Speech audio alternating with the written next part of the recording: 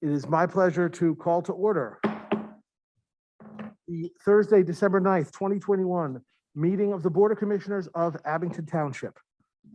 Let us please start with a roll call. Commissioners Thompson, Here. Brodsky, Here. Ball, Here. Carswell, Here. Rothman, I'm here. Vaughn, Myers, Here. Zepone, Here. Bowman, I am here. DePlacido, Here. Weingrad, Here. Vehy, Here. Schreiber, Here. Hecker, Here. Spiegelman. Here. Would everyone who's able to rise please do so and join us in the Pledge of Allegiance? And I would like to ask, not to put her on the spot, but I would like to ask Commissioner Myers if she would please lead us in the Pledge of Allegiance My tonight. great pleasure.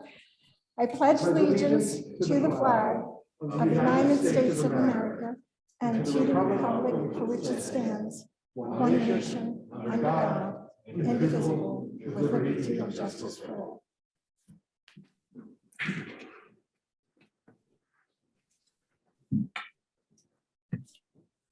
All right, we don't have any announcements tonight, so we're going to go ahead and get started with public comments. Unless I'm missing something, Manager Manfredi, we'll go ahead and get started with public comments on agenda items, please.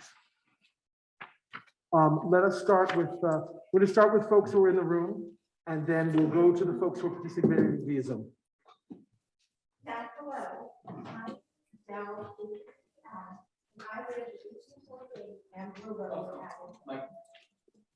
Oh, sorry, we're just turning the microphone on.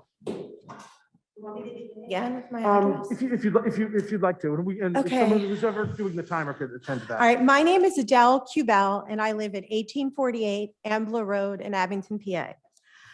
The Abington Township budget desperately needs to include a separate office devoted only to commercial code enforcement. The Commercial Code Enforcement Department needs to be staffed by professionals that put the concerns of residents first. Presently, commercial code enforcement sits at the very bottom, the zero level of community development. The office has one code enforcement officer. The brand new department lead, Ms. Ham, is in and out of meetings and unable to demonstrate even credible concern for Abington's degraded environment. This community development department under Ms. Ham's leadership is purposely designed to favor commercial enterprises. The only strategy in the office seems to be to ignore blight and deny it is being made by commercial enterprises. Lacks code enforcement, and this is being very kind, continues to go on in the Abington Town Center Twin Complex owned by two real estate developers. These two developers still refuse to clean and pick up trash on a daily basis. That is supposed to be done, trash collection on a daily basis. When I show code enforcement photographs of what I've taken of trash and filth, they excuse it by saying that photograph was taken on Thanksgiving or on a Sunday. Code enforcement on Sundays is not important. I continue to document the lack of maintenance of these two properties. The patchwork repairs that were done to the sidewalk area is an insult to the neighborhood and dangerous to pedestrians. This is not good repair work. Everyone that passes along the Abington Old York Road commercial corridor sees the blight they made by real estate empires and businesses. The Abington Old York Road Dunkin' Donuts is now perpetually filled with food scraps and filth. On top of it, this Dunkin' Donuts is located by a creek that is also now filled with food scraps and filth. The McDonald's next door adds further to the debris. Old York Road is loaded with yards and yards of decimated curbsides and broken sidewalks. Why are there no repair deadlines for the dangerous cement areas along the Old York Road corridor? Ms. Ham has said the Noble Station area in Abington that was included in a Times Chronicle article just last month is a 10-year-long partnership between SEPTA and PennDOT. And that's all she can say. It's a 10-year-long partnership that has gone nowhere. It is in terrible disrepair. Mr. Ham has no answers and no interest in determining why there is no progress in 10 years on that photographed area that was on the Times Chronicle last month. The Times Chronicle also quotes Mr. Manfredi as saying he personally would find out what is going on in the Noble complex. An independent and robust commercial code enforcement department that would prioritize residents is in need. It would be a small step to repairing horrendous damage. Budget for an independent commercial code enforcement department. Right now in Abington, commercial enterprises feel no need to clean up daily, weekly, or even yearly. Old York Road is a corridor of decay and filth. Higher taxes with a lower and lower standard of living is a sorry state, and it needs to be investigated. Nowhere in Abington should it look like this by a creek. No pedestrian should have to walk on sidewalk where this is considered repair. I have photographed a whole entire month of overwhelmingly stuffed trash cans at the Acadia complex. Thank you very much for your comments. Your time has expired. Is there anything, your statement and or any of the photographs that you would like to submit to Manager Manfredi? Yes, but I would like to hear what happens with something. I haven't heard anything that happens with anything I submit. You go ahead and submit that, and Manager Manfredi will be in touch with you. Okay, I'll look forward to him being in touch with me. I would Thank- really appreciate that. Thank you. All right, next, we're going to continue with folks who are here in the room. Comments on agenda items, please. Please come up. And if you could just state your name and the street you live on for the record, and then begin. Sure. My name is Girish Nair. My address is 1218 Oliver Road.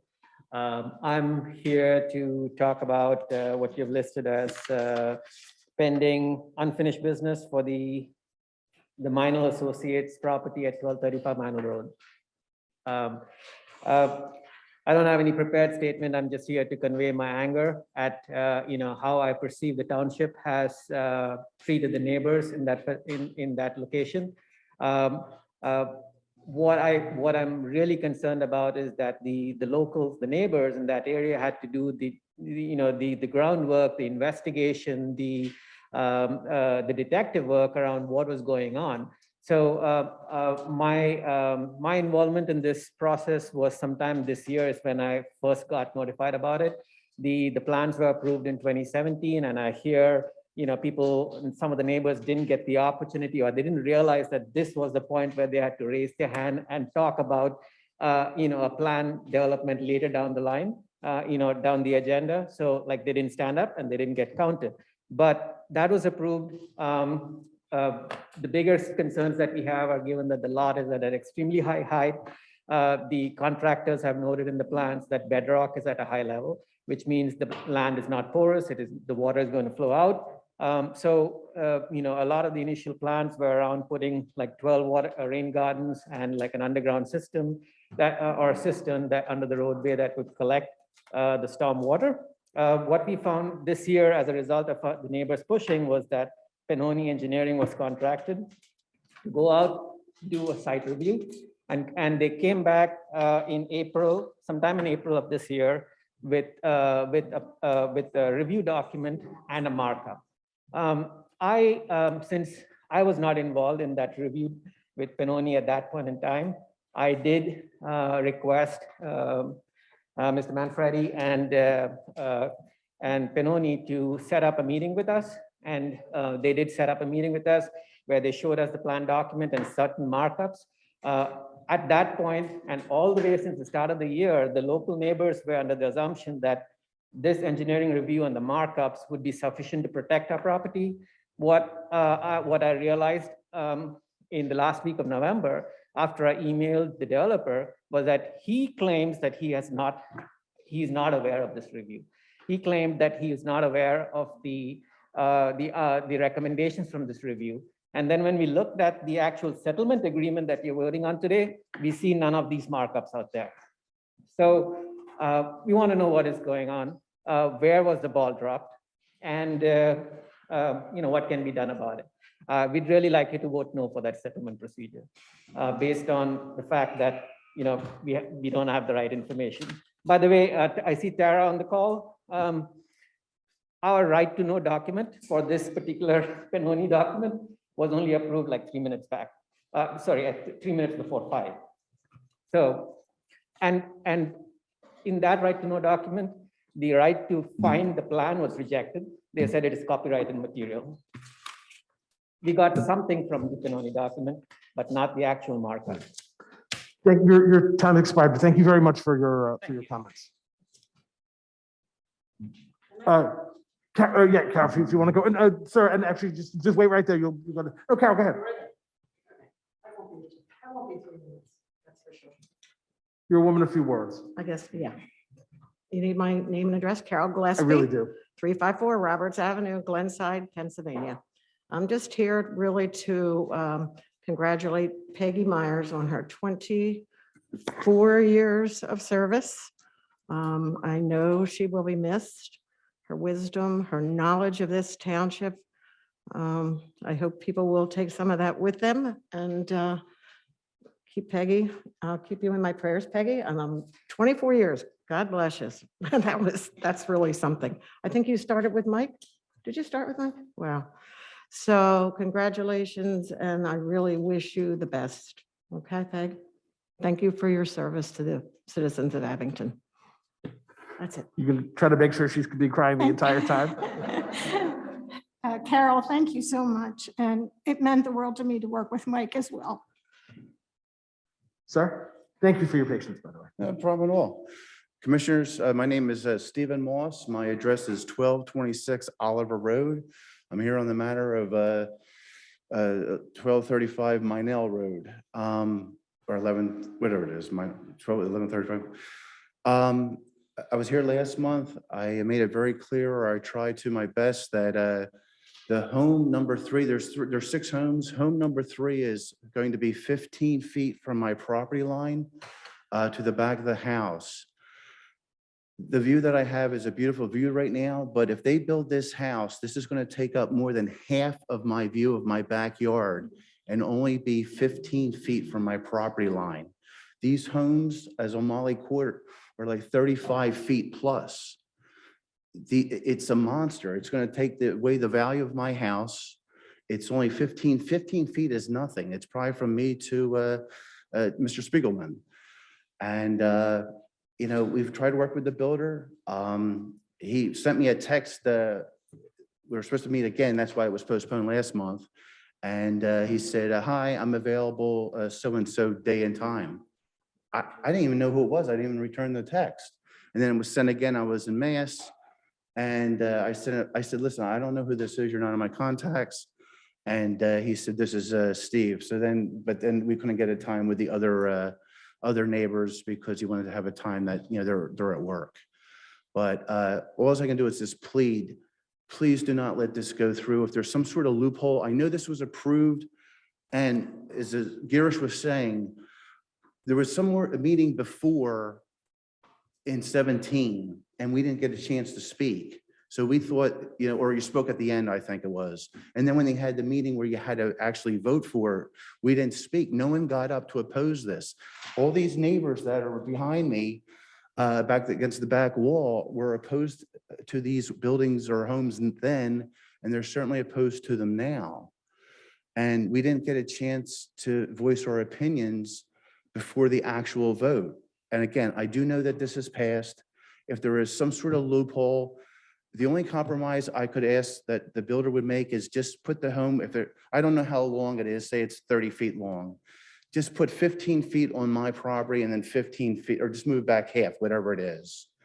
And that's what I have to say. All right, please, Mr. Spiegelman, please do something about this, this house number 3, please. Thank you very much for Thank your you. comments and for sharing your situation. Any other comments from folks in the room? Here's folks in the room.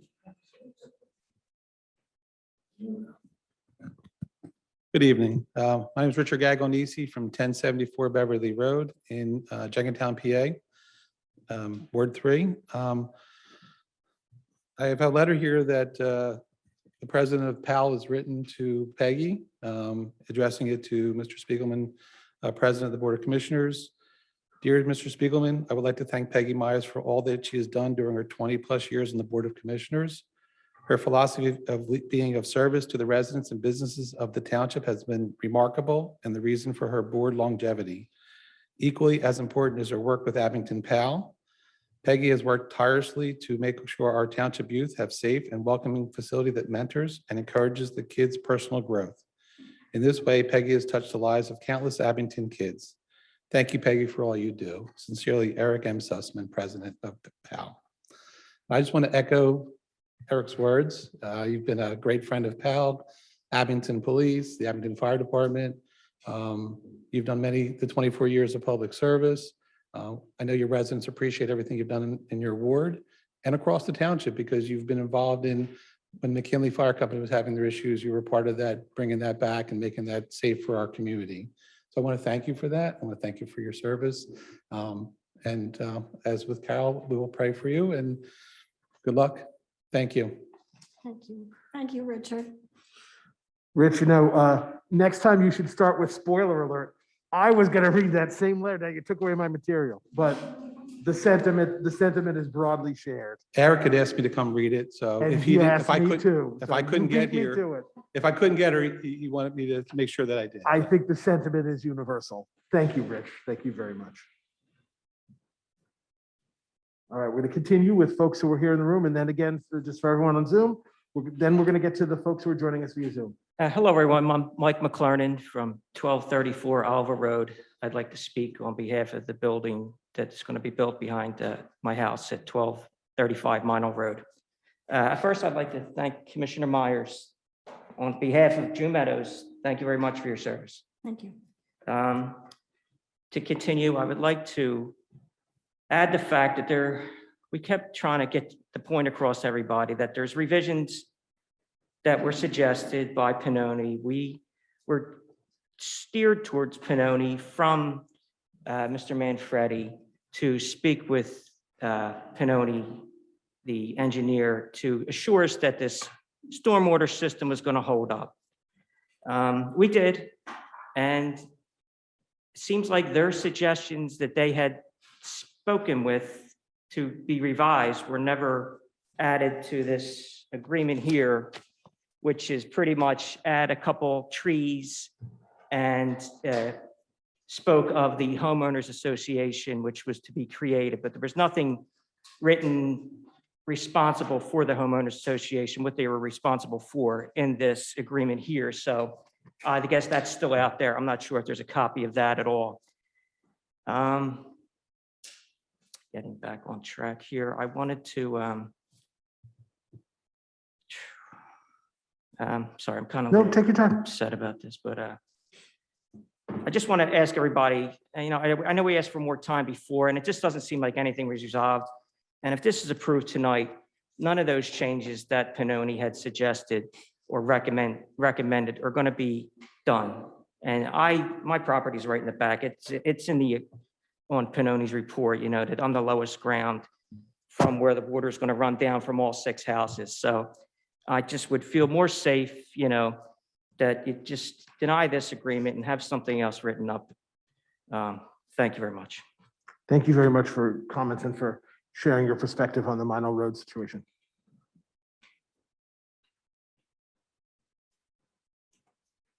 Morning, Commissioners, Mr. President Spiegel. Paul Feldman, 1202 Oliver Road. I'm also here to address the Minell project. I'd like to first put in perspective that in 2017, this board approved the subdivision plan, and the developer had 90 days to record that plan in Montgomery County. He did not do so. He didn't do so for 3 years. 3 years, and then he comes back and saying, "Oh, just give us a waiver." Well, at this point, there is nothing that's approved because he did not follow through. So that's the first point. Secondly, I'd like to thank Mr. Manfredi for how accommodating he has been by making available Mr. Hassan from Panoni to not only speak to several of us one time, but several of us other times.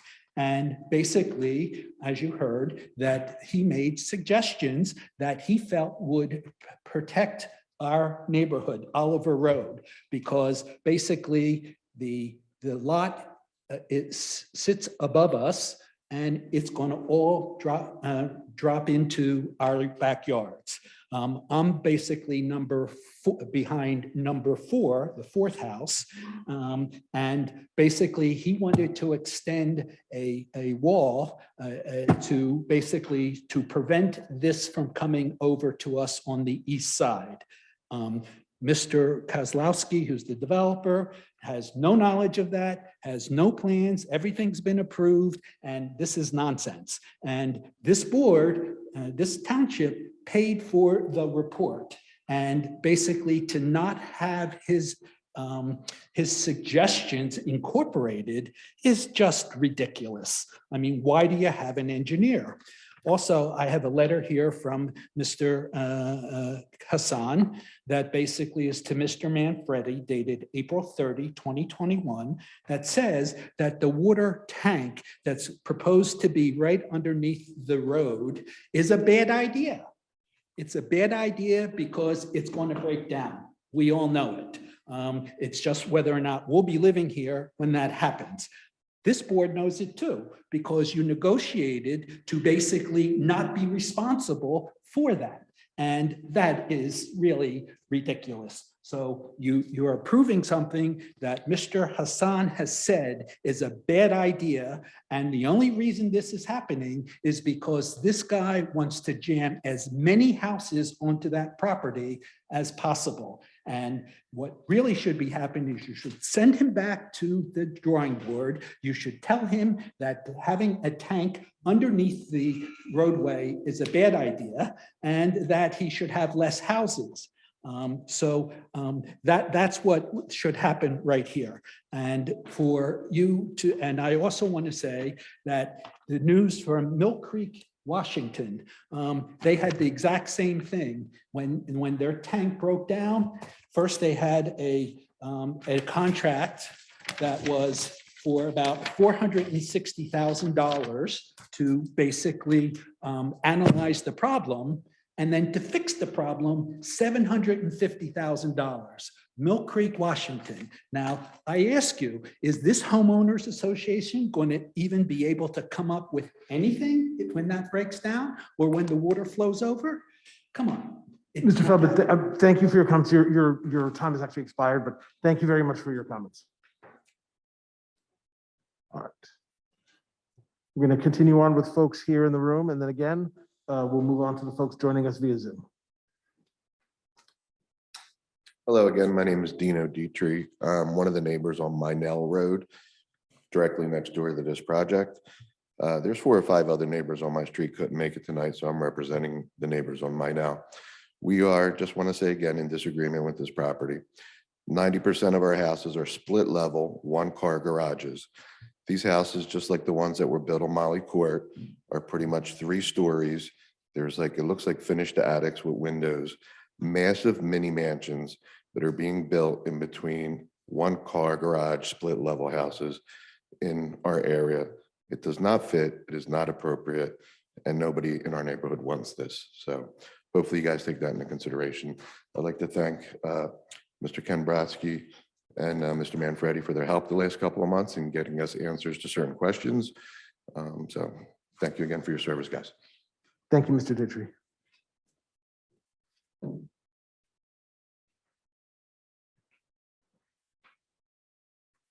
My name's Jacqueline Myers. I'm at 552 Hoyt Road. So now we have completely surrounded the 3 streets around this area. I've come tonight to thank you, the commissioners who have voted to delay signing this dangerous agreement with the developer of a 3.5 acre lot on Minell with 6 huge homes. We really appreciate that you have listened to us this far. We know that we're running out of time for this. On Tuesday, Mr. Brodsky met with us along with Khaki Evans of the Abington Environmental Council. He has made every effort to support us, along with Mr. Manfredi. But despite all of that, and despite almost daily efforts to reach out to the developer, he has made very little effort, the developer, to listen to our concerns, and even less improvement to his plan of 6 homes in very close proximity to all of us. 2 of the homes remain extremely close to existing homes, as Steve said, approximately 15 feet. In addition, we have discovered within the last week that the developer claims he never received the required changes to stormwater management required by the Pannoni engineering firm hired by the township. That's astounding to us. Over the past year, we have come to trust the conviction of Mr. Hassan that the changes he required to the developer's 2017 plan will protect us from stormwater runoff and flooding. Now we discover that the changes are not in the agreement, which will be up for the vote tonight. We are confused as to how this is possible, as Mr. Manfredi, who has been very responsive to us, encouraged us to meet with Pannoni numerous times to review this plan. Tonight, we find out that Mr. Manfredi said, that was last night, we found out that Mr. Manfredi said the developer does not need to follow the requirements of the township engineer. How can this be? We want you, Mr. Spiegelman, please, and the board to be fully aware that the agreement is based on a 2017 plan without the changes required by Pannoni. I have spoken at least 4 times at these and similar meetings about my experience with a 100-year storm at Hoyt Road. I have attached, I sent you all my story, okay, along with this, what I'm reading now. The neighbors surrounding this lot are united in our concern that Mr. Kozlowski is not required to follow the requirements of the township engineer. And we also had the following concerns. Where does the water from the storm drain located on the edge of the property of 1234, my neighbor Mike's Oliver Road, where does that water drain to? We've been trying to get an answer about that. I'll be very quick. Could this cause a possible sinkhole when the building begins? And why was the requirement of 12 storm sewers reduced to 6? And how will the fact that they are building on bedrock affect drainage and positioning of rain gardens? So in closing, I deeply want to thank you for listening. I really do. And for all that you've done so far. And I really hope that this plan will not be approved tonight. And I thank all of my neighbors as well. Thank you. Ms. Myers, thank you for your comments. I just want you to know, I received and read your email. I apologize that I have not had a chance to follow up, but I did want to tell you personally that your email factored into my subsequent fact-finding conversations with Manager Manfredi and other township staff. So I just wanted to let you know I did receive and read that. So thank you. All right, is there anyone else present in the room before we move to the folks who are attending via Zoom? All right, I cannot, because my vision is terrible, I can't really see the list, so if we could just. One speaker so far, raise your hand. Walter Draving, can I allow him to speak? Okay, please do. Go ahead, Mr. Draving, unmute yourself and should be good. Okay, I'm unmuted. I just wanted to say that there were 2 meetings scheduled for tonight. They were both important. I wanted to attend both of them, but they were shown at the same time. What is going to happen? Is that a mistake or what's going on? That's the budget meeting, the budget adoption vote. I can't hear you. I'm sorry. Can you speak up a little? Sorry, it's all just one meeting. The budget adoption is part of tonight's agenda. It's all one meeting. I should have just had it displayed on the announcement. Well, so the budget meeting will follow this meeting? The budget is an agenda item tonight. It's all one meeting. Is your mic on? Oh, sorry. I apologize. I apologize, Mr. Dragon. My mic was not on. Let me repeat that. It's actually it's all one meeting. The budget meeting is one of the first agenda items tonight, but it is all one meeting.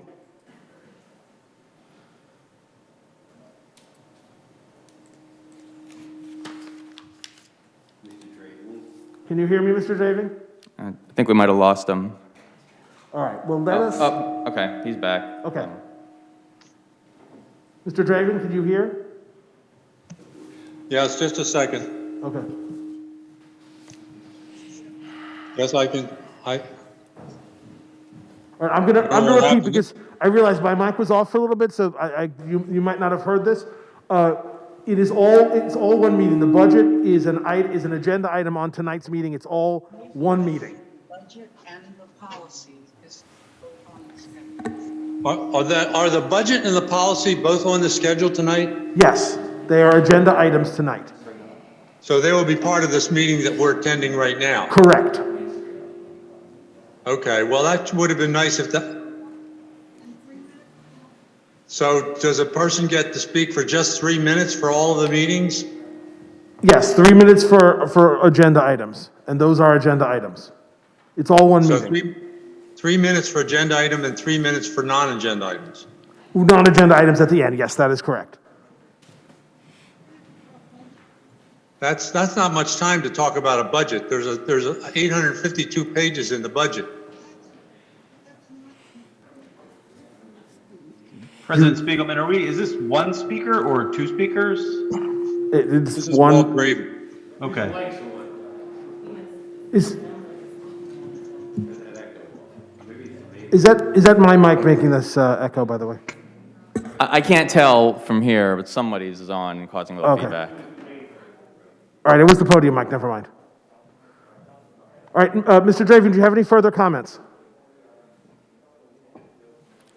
I think we lost him again. I don't see Okay, him. let's go ahead and move on to the next person joining us via Zoom. All right, next person who has their hand raised is Jean Thompson, so I'm going to allow you to speak.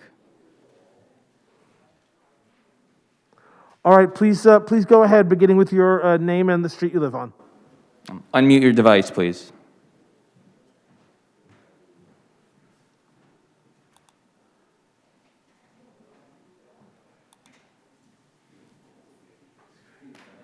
Can you hear us? There you go. Okay, thank you. All right, go ahead, please. Great. And now I need to find that email. Actually, could you please start by saying your name and the name of the street you live on, for the record. 217 Washington Lane, Jenkintown. All right, please continue. Okay. Issues are from 100 York Apartments with headlight pollution, trespassing onto my private property. It's from the parking lot. And I wish to ask the owner to plant box hedges to cut the light from the vehicle headlights from coming into my living room and bedroom from 5 p.m. to first light in the morning. It disturbs me, the dogs, and violates my privacy, especially watching me go in and out of my house to my cars. The light storm goes on all night, especially now that the apartment building is leasing again. It has been a long time since people lived there, but now that they are back, I called the front desk and made mention of these issues.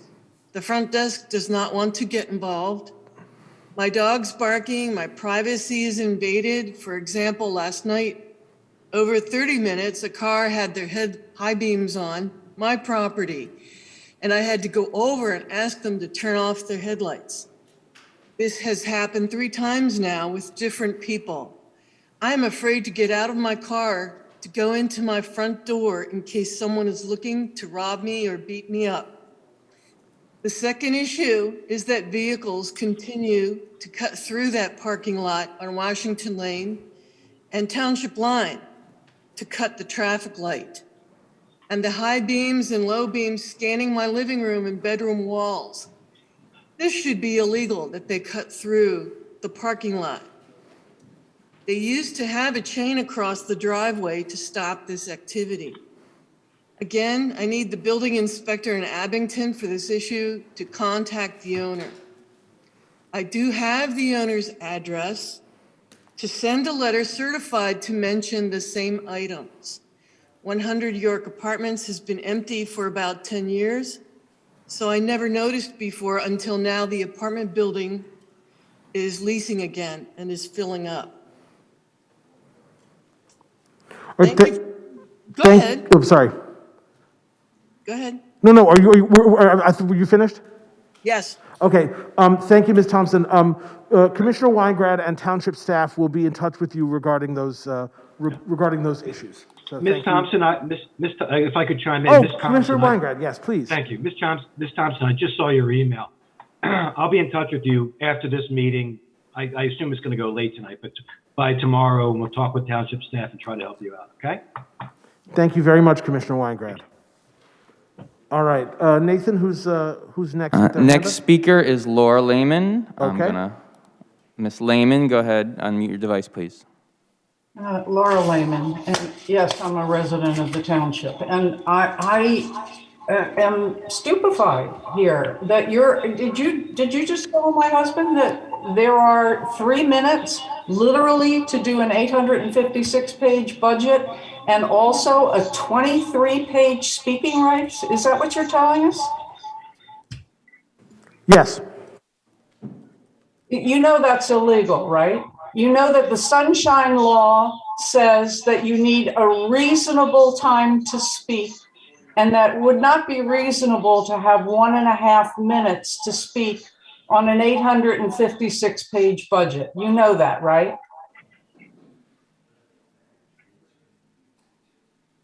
Mr. Spiegelman, do you know that? I'm just waiting for you to finish. I'm not, I'm asking you, you're in, all right, I am invoking 701 C1 of the Sunshine Law.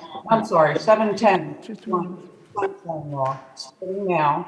So stop my time, please. No, your time is continuing. You have about 1 minute and 50 seconds. No, my time, you, listen, the last time you had this listed separately and you took all my speaking time. This is absolutely unbelievable. All right, I'm going to tell you, first of all, you've taken away all our speaking rights. I actually saw you listed as an expansion.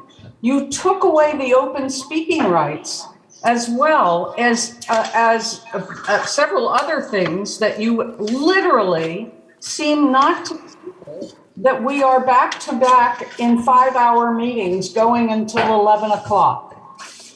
In the budget area, we have Kimberly Ham, who has no experience whatsoever, earning a $90,000 budget as director of code, zoning, electrical, mechanical, permits, energy, absolutely the largest things that we have coming down the pike, because we are being challenged by zoning, like the Minor Road zoning, all over the place.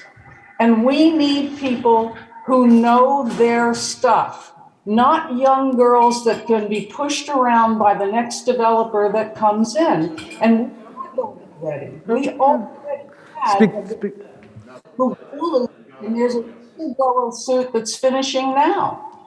And that developer bullied township officials, and that will happen again. We need a manager that puts in responsible parties. We need a budget that has the salaries that we can see who's making what. Literally, not in, we hunt all over T for township manager. Your time has expired. Thank you for your comments. No, Nathan, do we have anyone else with their hand raised? Not at this time. All right. Thank you very much, Nathan. And thank you, colleagues. I'm sorry, there's one other person. just Oh, I'm raised their sorry. hand. Okay, please go ahead. Please go ahead. Let them know. Jeanette DeMail, you may unmute your device to speak.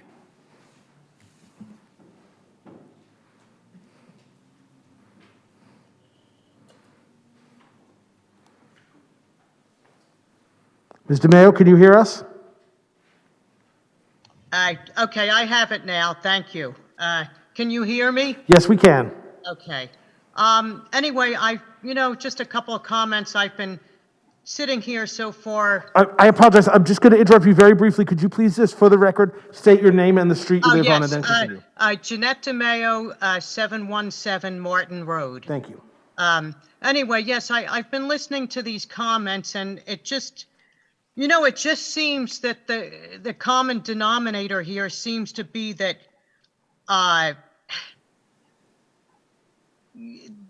first of all, there are complaints that are not getting taken care of, that are not being taken seriously.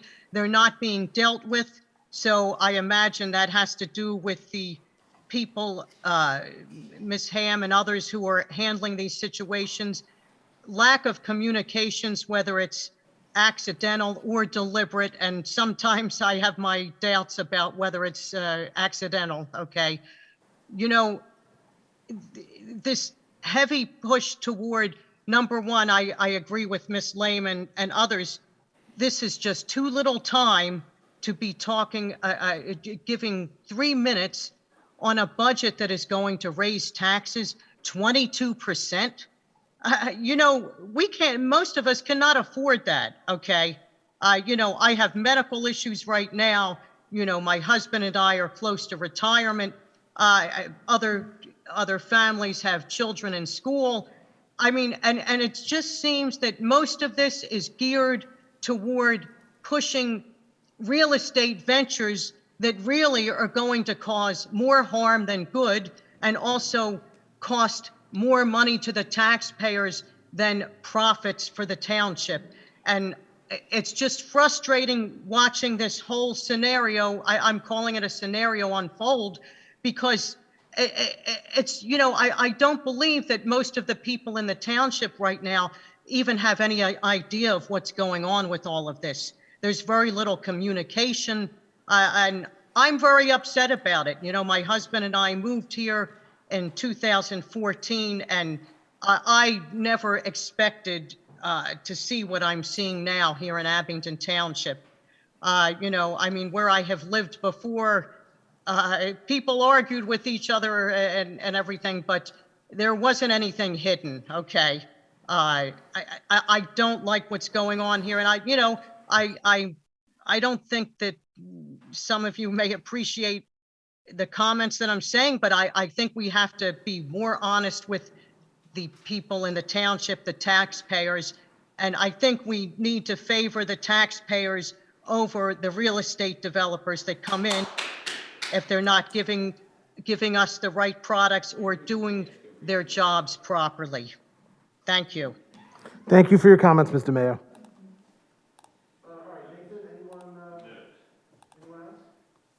Not at this time. Sorry about that, my mic was off. Nathan, thank you very much. All right, now we're going to move on to the consent agenda, and for that, we call on Board Vice President and Ward 1 Commissioner Tom Hecker. Thank you, President Spiegelman. This is a motion to approve the items as they appear on this evening's consent agenda, items A through I, and I so move. Second. It's been moved and seconded. Any questions or comments from commissioners joining us on Zoom? Commissioners who are in the room? Hearing none, all those in favor? Aye. Aye. Aye. Opposed? Motion carries. Thank you, Vice President Hecker. Thank you, President Spiegelman. Now we're going to move on to unfinished business of the Board of Commissioners, and once again, turn to Vice President and Ward 1 Commissioner Tom Hecker. Thank you, President Spiegelman. The board has one item of unfinished business. This is BOZ-02-090921. This is a motion to consider the agreement between Abington Township and Minell Associates LLC and authorization of Township Manager to execute the agreement, and I so move. Second. Okay, it's been moved and seconded. Before we begin, as sort of a preamble, because we do take very, very seriously all of the comments from the folks from June Meadow who are here and who have sent emails and who commented at other meetings. I would like to turn to Solicitor Clark, please, for some clarification regarding, number one, the provenance of the current agreement relative to differences between the differences between the current iteration and what was passed in 2017, and also with regard to Mr. Hassan's comments that various people have cited very specifically. And I might jump to you, Manager Manfredi, and maybe to Mr. Hassan if he's on. So we want to get everybody on the same page and understanding this, because again, we do take very seriously everything that the June Meadow neighbors have said. Mr. Clark. The project was originally approved in 2017. Under the municipality's planning code, the applicant had a certain amount of time to record the plans with the Recorder of Deeds in Montgomery County. He failed to record those plans in that allotted time. There was nothing improper about the way the original plan was approved by the board. It was done at an open meeting. All of the requirements were met. The applicant, when he wanted to redo the project, came back to the township a few years later and asked that either we extend the deadline or waive the time limit, or that in the alternative that we reapprove the plan. The township engineer at the time looked at the plan and had a concern only about really one item on the plan, and that was the fact of the location of the stormwater management system and the fact that the township would be taking ownership of the stormwater management system. Through various discussions with the applicant's attorney, we attempted to reach an agreement where the applicant or the homeowners association or the individual homeowners would own and be required to maintain the stormwater management system. We were unable to reach that agreement, so the request for a waiver and the request to reapprove the plan were denied. An appeal was filed to the Montgomery County Court of Common Pleas, and during that period of time, we had additional discussions with the applicant where they agreed that while the road would be dedicated to the township and we would own it, that the stormwater management system and the maintenance thereof would be the responsibility of either the homeowners association or the individual property owners. Since this is a stormwater management system, we will be a co-permittee with the homeowners association, regardless of whether we entered into this agreement. This would be a pretty standard operating procedure with the Department of Environmental Protection. The application, the plan that's in front of you this evening is fully compliant with the township code and ordinances. I know there's been several references to a letter from Mr. Hassan. That letter, by the way, was sent to the applicant and to the applicant's engineer when it was produced, and it has recently been sent to the applicant's attorney. My understanding is that Mr. Hassan characterizes his letter as a memorialization of comments. It is not a review letter, and his letter contains suggestions, but neither requirements or a repudiation of the current plan. And again, to repeat that the plan as submitted in front of you this evening is fully compliant with our ordinances. Thank you, Solicitor Clark. And just again, to further clarify, is there what is before us tonight? Are there other changes besides the issue of the stormwater basin ownership that are different from 2017? Or have other changes been made from 2017 or no? No, that's essentially all. That's essentially the only change that was made, because as we indicated, it was an approved plan back in 2017. When it was reviewed a few years later by the township engineer at the time, she did not have any concerns about the plan itself, about the project as it was submitted, other than the ownership and maintenance of the stormwater basin, with it being in the street. So there are not any changes. The settlement agreement that's in front of you this evening is not meant to re-engineer the plan, because again, the engineer at the time, when she looked at this a few years ago, did not think the plan needed to be re-engineered. It was mostly just about the ownership and maintenance of the stormwater basin. All right, thank you, Solicitor Clark. Benjamin Freddie, just, that was sort of the preamble. I know we do want to, certainly we want to turn to Commissioner Brodsky, as this is his ward, and we would get to comments from commissioners, but with your okay, is Mr. Hassan on tonight? He is, and he's Okay. expecting. I would, at some point, I just want to give him the heads up, let him prepare himself. I'd like him to comment on this as well. He is ready, he is ready. All right, and you know what, willing. why don't we go ahead, as a bridge from Solicitor Clark, why don't we go ahead right now and have him do that, get all this stuff out of the way. And I thank you, Commissioner Hecker, I concur with that. And I do, Commissioner Zapone, no, I'm going to call on you, but after this, we are certainly going to call on Commissioner Brodsky. If you could. Mr. Hassan, you are there, right? Good evening, everyone. Hey there, sir. So, Mr. Hassan, in your, again, I'm putting you on the spot and I fully recognize that.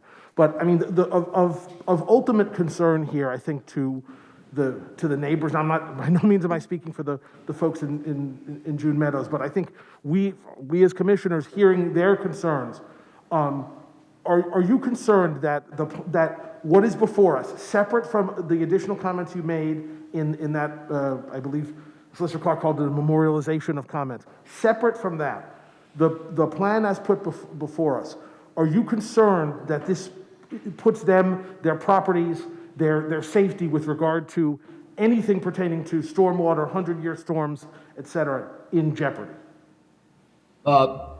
Just quick answer for your question. No, I am not concerned. I am satisfied with the design that was submitted under the 2017 plan from a stormwater standpoint.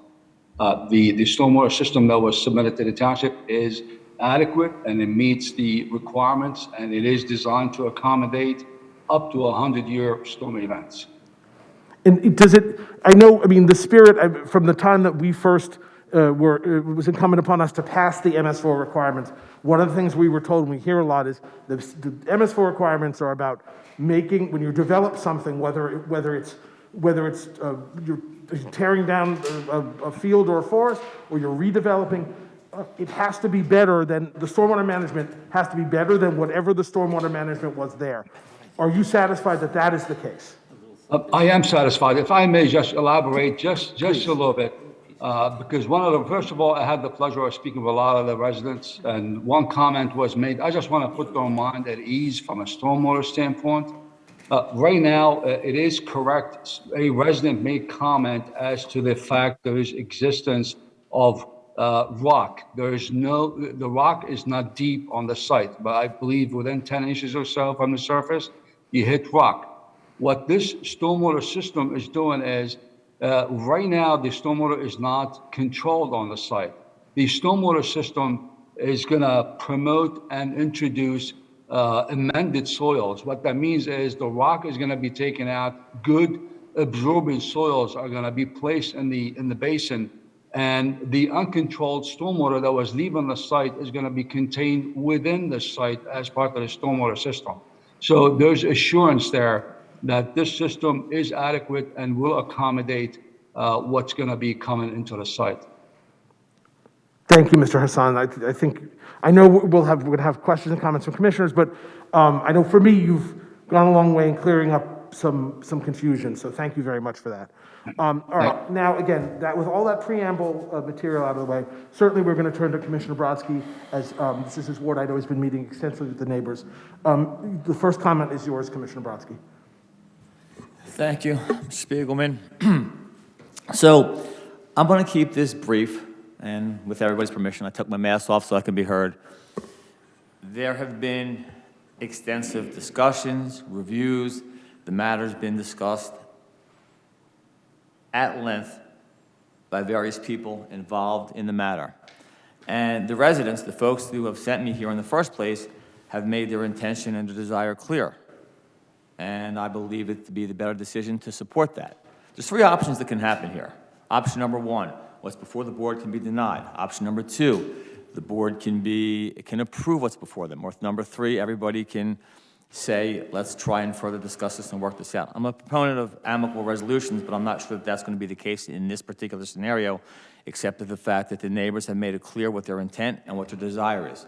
So without going into a lengthy discussion about the rationale and the reason, because it's been, I don't think many people want to hear from me again because I've been bothering, especially the manager. I don't think he wants to hear from me again on this issue. I say that tongue in cheek with all due respect for thank you for your cooperation, helping getting this through, and to the engineer as well. However, having said that, and I just literally spoke with the neighbors moments ago, the residents who were kind enough to show up today, they've made it clear that they are opposed to this and they would like the opportunity, since they are the current residents, to get back involved and start again. And that's their desire, that's their intent. I understand that. It may not necessarily be it may not necessarily be what everybody desires because they want to get this issue resolved and done and move forward. And although I am a proponent of the negotiation and settlement process, the neighbors, I take heavy into consideration in what they say and what they don't say. And based upon that, I am going to support the neighbors, and I am going to support their request at this point. They've made it very clear to me. I've been to the site several times. There's been numerous discussions. There's been numerous discussions by telephone with various people involved in this, and I'm just going to get to the bottom line. The neighbors have made it clear what their priority is and what they'd like to do, and I don't see any reason to go against that at this point in time. So that's my position on this, is that I would support the neighbors on this. And if there's a way to resolve this amicably, I'm definitely willing to listen, but I have not heard that from anyone else other than what the neighbors would like to do. And since they are kind enough to be here tonight, to take the time, I'm okay with it. I'm not going to get into the engineering aspect of it. I'm not going to get into the technical aspects of it, but I do believe their voice has to be heard, and I do believe that they need to be considered in terms of what their desires are. Can this be something that can be resolved? Sure. Can this be something that can be negotiated? Possibly. But in order to do that, you need some semblance of cooperation. You need some semblance of to come to the table and do what you have to do. But these are good individuals. I've taken the time to meet with them personally. I've taken the time to take the calls, and I appreciate that. They really have a vested interest in that particular block. So I'm good with supporting those guys. That's all I have to say for the moment. Thank you very much, Commissioner Brodsky. Commissioner Zappone, you've been very patient. Please go ahead. A question. I believe I heard one of the residents state that Pannoni gave the developer recommendations to fix the issue and the developer failed to comply. Is that accurate information? Did I hear that right? I think there's confusion in recommendations, so I think Cal can address that directly. So that is accurate. Again, we have put together this letter based on meetings with the residents that we had a while ago. The comments that I had stated was directly related to comments received from residents about surface runoff and drainage, not the storm system. So the comments are really simple: just adjust the grade and extend the retaining wall. Does that have to be, is it a must? No. Is it a good mechanism? If the developer chooses to move forward with it, sure it is. But it's not an absolute requirement. It was a suggestion. Okay, so these residents, and I'm kind of an expert in flooding. I went through 2 floods in '96 and 2001. The neighbors are concerned their property is going to get flooded. I know that. I'm dealing with a flooding problem right now in my ward. Okay, so our position as commissioners, okay, we represent each and every resident of this township, the taxpayers, okay? We have to side with them, okay, not with a developer, okay? And I'm very strong about that, okay? How developers can come into our backyard and tell us what to do, okay? I have a big problem with that. These are the taxpayers in this township, and we need to stand behind them. Thank you very much, Commissioner Zappone. We'll start with questions and comments from folks, from commissioners here in the room, and then we're going to move to our colleagues on Zoom. Commissioner Schreiber? Yes, thank you. I have a quick question, and I might have another one after. Okay. I know one of the residents brought up about the property being close to their own property, which I'm sure is very disconcerting. Does it meet all the zoning? Maybe that's for Solicitor Clark, who's, I'm sorry, you're in mid having a sip of water there. I'm sorry. No, the property's, it's compliant, it meets zoning, it meets all of our subdivision and land development ordinance, and it meets all of, the project, I Okay, so should say, it's- meets all of our codes. Yeah, I'm sure that's, yeah. Okay, thank you. I reserve time to come back. Your time is eternally reserved, Commissioner Schreiber. Any other questions or comments from commissioners here in the room? Vice President Hecker. Thank you, President Spiegelman. And this is either for the solicitor or the manager. So the engineer has indicated that he had made some recommendations that could be adopted by the developer. Given that the plan was approved and meets all of our codes, what authority does the township have to mandate that the developer make these changes? We have no authority. As Mr. Hassan indicated, these are our recommendations, but the plan is code compliant. Very often, engineers for the township will make recommendations of things that they think can maybe be done better. But as long as the plan that is submitted is code compliant, we have no authority to force them to go beyond the codes. Okay. And my second question, if I may, to the solicitor is, in your view, not approving this, what are the potential consequences of not doing so? Well, this is litigation right now, and so the matter, if we don't approve it, the matter could end up going to the courts, and we would probably then be reverting back to the 2017 plan, which is what the applicant is attempting to, originally was attempting to get us to approve. So some of the, I don't want to call them concessions, but some of the things we have worked out with the applicant regarding the ownership and maintenance of the stormwater could be lost. This is also some litigation. So there is a nominal amount of money that is coming from our insurance carrier on this, $10,000, and they've given us a deadline of tomorrow to resolve the matter. I don't want to dismiss $10,000 out of hand, but I think the bigger issue is we got a very important change regarding the ownership of the stormwater management plan. And if we go to the Court of Common Pleas and we win, we're right back to where we are now.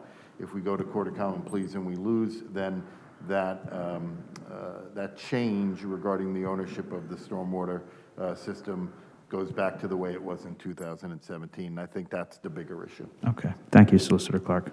That's all my questions for now. Thank you, Vice President Hecker, and thank you, Solicitor Clark. Okay, we're going to go with Commissioner Vahey and then Commissioner Brodsky. Thank you, President Spiegelman. I will be voting yes on this agreement, and I just want to explain my vote to the residents here who I really appreciate your input here tonight and in your emails. I do that because I am concerned about the taxpayers of this township, and I'm concerned about the risk that the township would take on by allowing this case to go to litigation.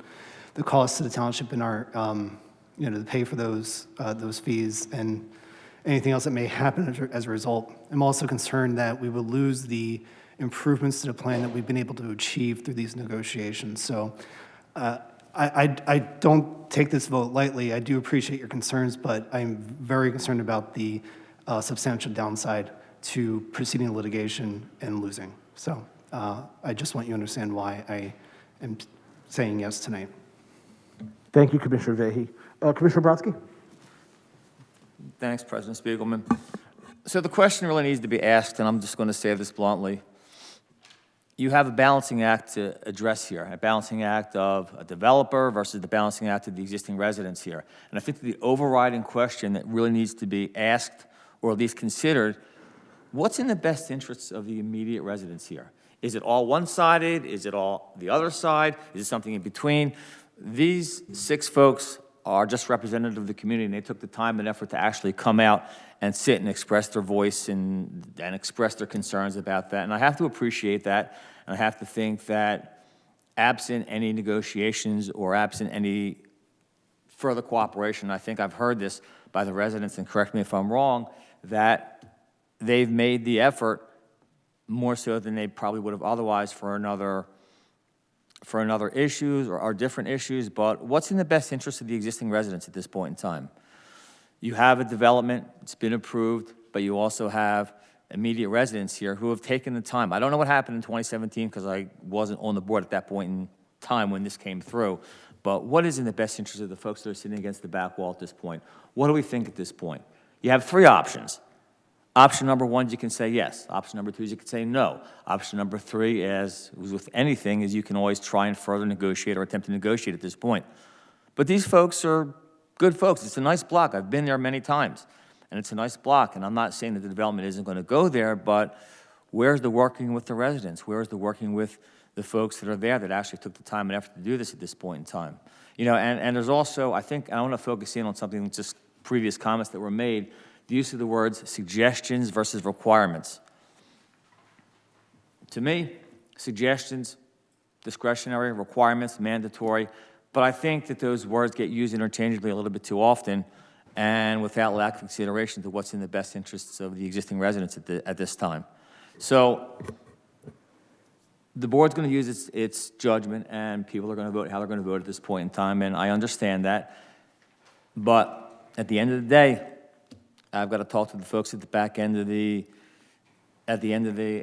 back of the room right now who are sitting back there, and I think it's important that they have their voice heard, and I think it's important that we advocate on behalf of we advocate on their behalf to at least get some consideration. Good resolution is something where all the parties are unhappy, I believe. That's usually a good resolution.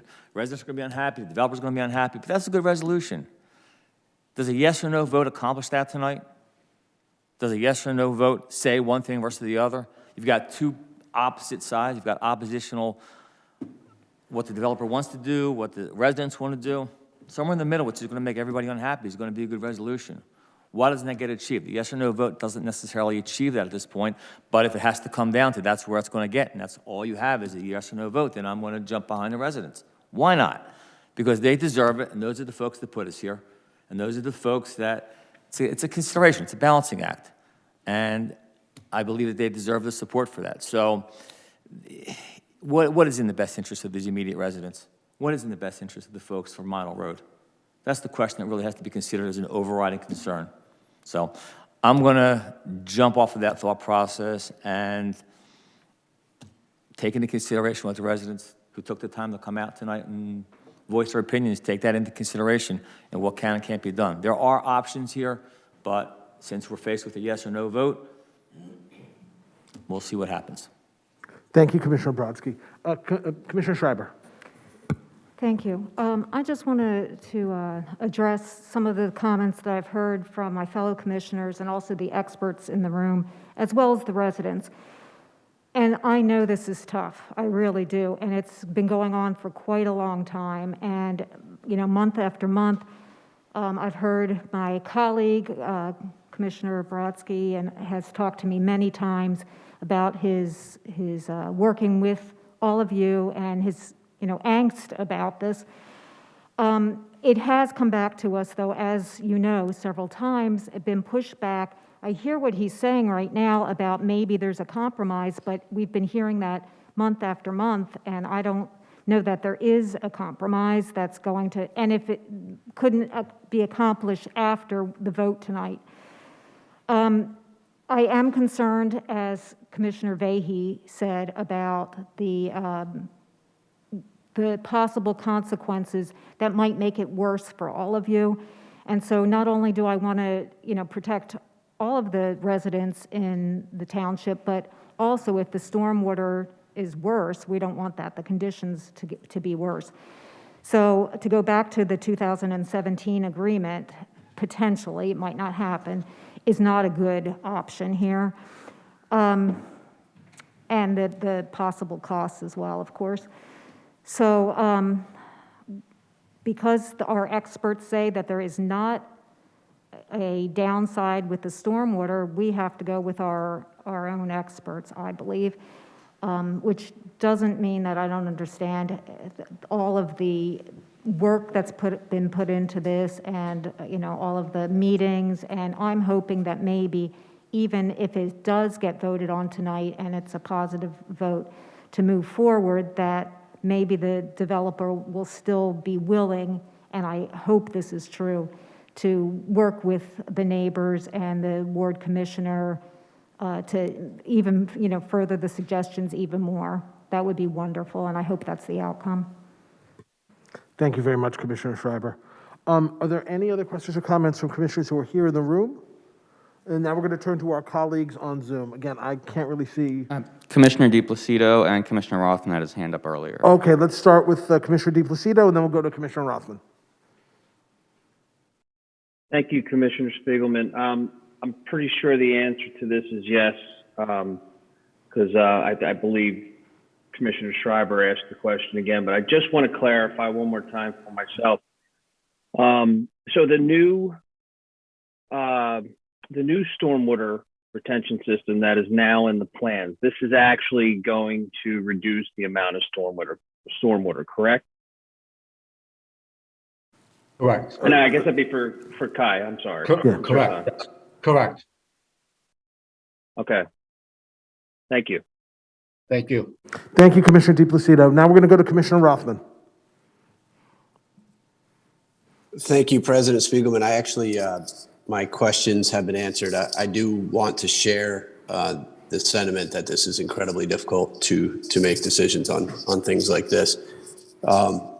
But I value the responses that were provided by Solicitor Clark as to foreshadowing what would happen in the future if we tried to do something. And I do think that if I'm understanding everything correctly, just what Commissioner Schreiber just said and what Commissioner Vahey just said, that we're really playing with fire in making this worse for the residents rather than better.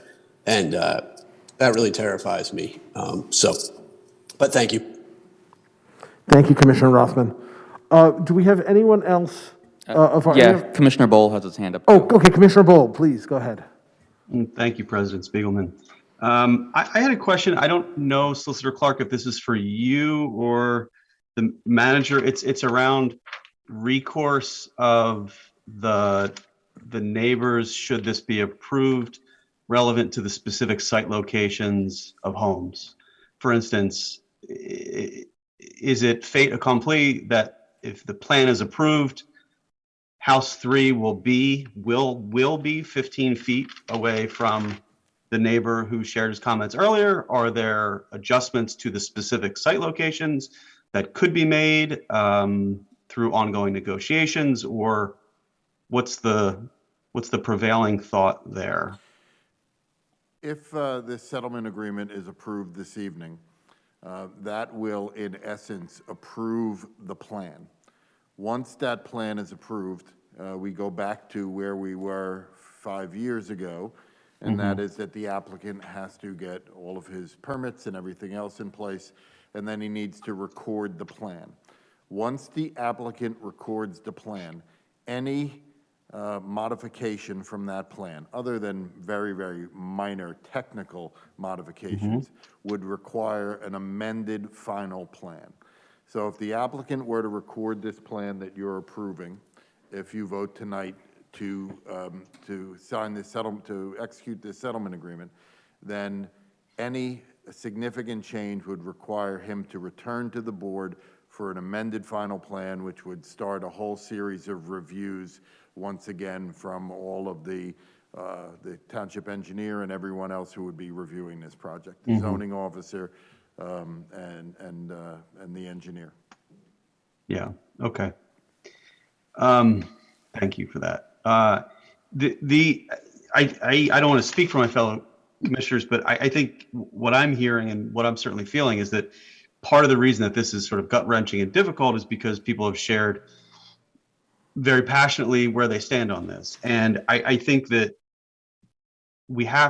this is my personal belief, is that we have to resist the temptation to find the right decision through an oversimplification of the issue. There are certain relevant complexities to this issue that we cannot ignore. And I think Commissioner Schreiber has talked about it, Commissioner Vahey has talked about it, Commissioner Rothman just also highlighted that as well. This is a tough one, but in the end, I think we are ignoring our responsibility if we further jeopardize the situation for neighbors and potentially make what they consider a bad situation worse.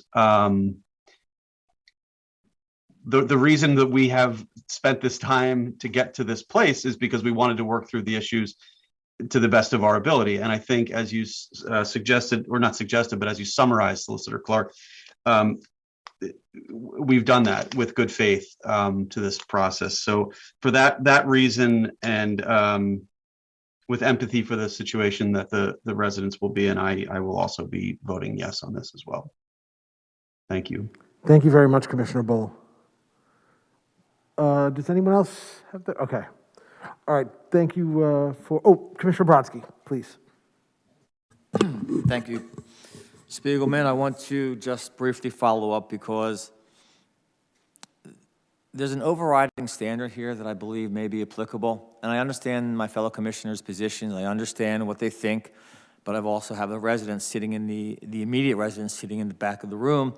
And I think there's an overlying standard which isn't necessarily, it's a standard which I think should apply, which I think should be considered. That being, what is in the actual best interests of the existing residents at this point? What is in their best interest at this point? Is it to allow this to go through its potential? Is it to deny it and risk further litigation to the township? Is it something else that nobody has yet anticipated? Or is it a completely different result? Nobody really has the answer to that question. But I have folks sitting in the back of the room who have made it abundantly clear that they would not appreciate this going through. And I support that. But I also say that, is it in the best interest of these immediate residents to let this go as it is? Is it in the better interest to further attempt to negotiate? Is it in their better interest to just make a decision and be done with it? That's for everyone else to decide at this point in time. I appreciate the effort and the fact that these folks have taken this, but in its current form, they don't find it acceptable. In its current form, I'm not sure how much the developer is or isn't willing to further deal with this, and I'm not going to comment at this point in time, but I also want to focus in on two key important words that were mentioned in the just immediately preceding discussion. And there's the words of suggestions versus requirements. Requirements are mandatory. Suggestions, somewhat discretionary. Does somebody who has a suggestion and decides to implement that suggestion engender better feelings to the neighbors, to the development? Or is it a requirement that forces somebody to do something, and guess what? It's a requirement. I'm going to do the bare minimum to meet the requirements at this point in time.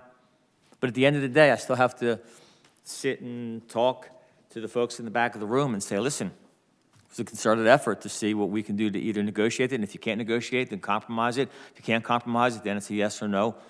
It's what it is at this point in time.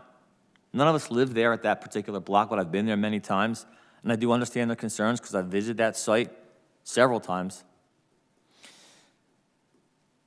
I just want to emphasize the use of the word suggestions versus requirements. And I don't want to go any further at this point in time, but suggestions having the moral obligation to do what's right for the immediate neighbors, to be a good neighbor about this, or to just say, I'm going to stick behind what I think is appropriate at this point in time. And I understand my fellow commissioners' positions. However, I'm still going to, at the end of the day, support what the immediate residents have asked me to do. So having said that, we'll take the vote, and I'll leave that to you. Thank you very much, Commissioner Brodsky, and thank you sincerely. As we absolutely appreciate all of the hard work and everything that the neighbors have shared, and certainly your advocacy of your neighbors. And I believe it's my obligation to advocate on behalf of these folks. They live there. At the end of the day, when this meeting is over, they're going to go home.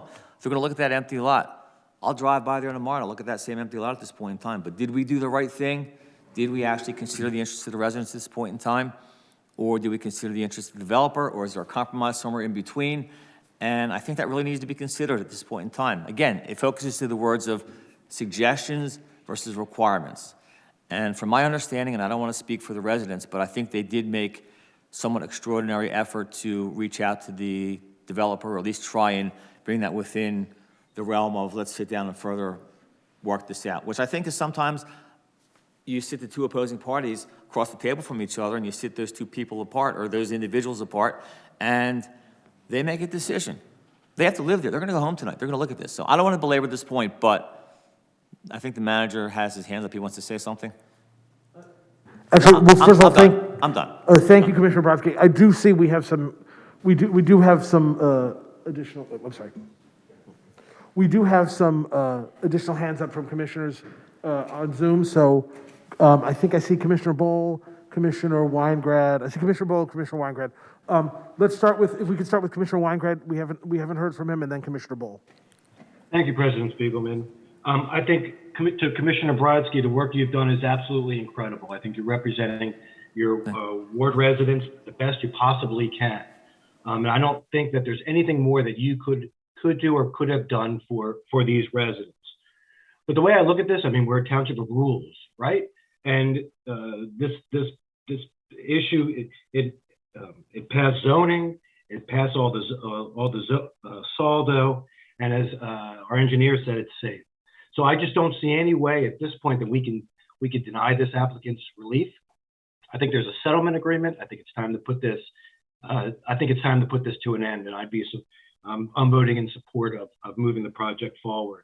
But again, I want to say again, what Commissioner Brodsky has done is absolutely incredible for these residents, and I just don't see how we could have done anything better. So, but that's going to be my vote in this case. Thank you. Thank you, Commissioner Weingrad. Thank you, Commissioner Weingrad. And now Commissioner Bowl does not have his hand up anymore. Okay. That's okay, President Spiegelman. I would just end up restating what Commissioner Weingrad said. Right. I was wanting to make the same point. All right. Thank you very much, Commissioner Bowl. And before we take a vote, I want to thank all of my colleagues for your extremely thoughtful comments in this. I know we've all put a tremendous amount of thought of this over a long time. All right. So we have a motion and a second. All those in favor? Aye. Aye. Aye. Opposed? No. That was two opposed, Commissioners. I believe 2 opposed. Commissioners Brodsky and Zappone. Yes. All right, thank you very much. Yeah. Now that concludes our finished business. We're actually going to do things a little bit. Wait, hang on one second.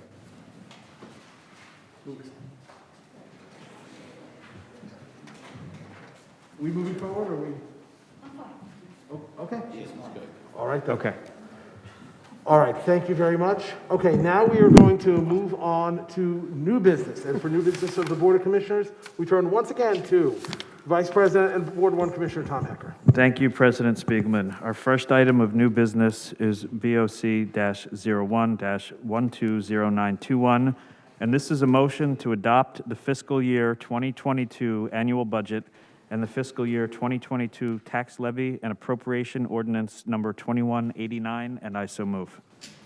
Second. Okay, it's been moved and seconded. Any questions or comments? We're going to start with commissioners who are joining us on Zoom. Any questions or comments from commissioners on Zoom? All right, I don't see any hands.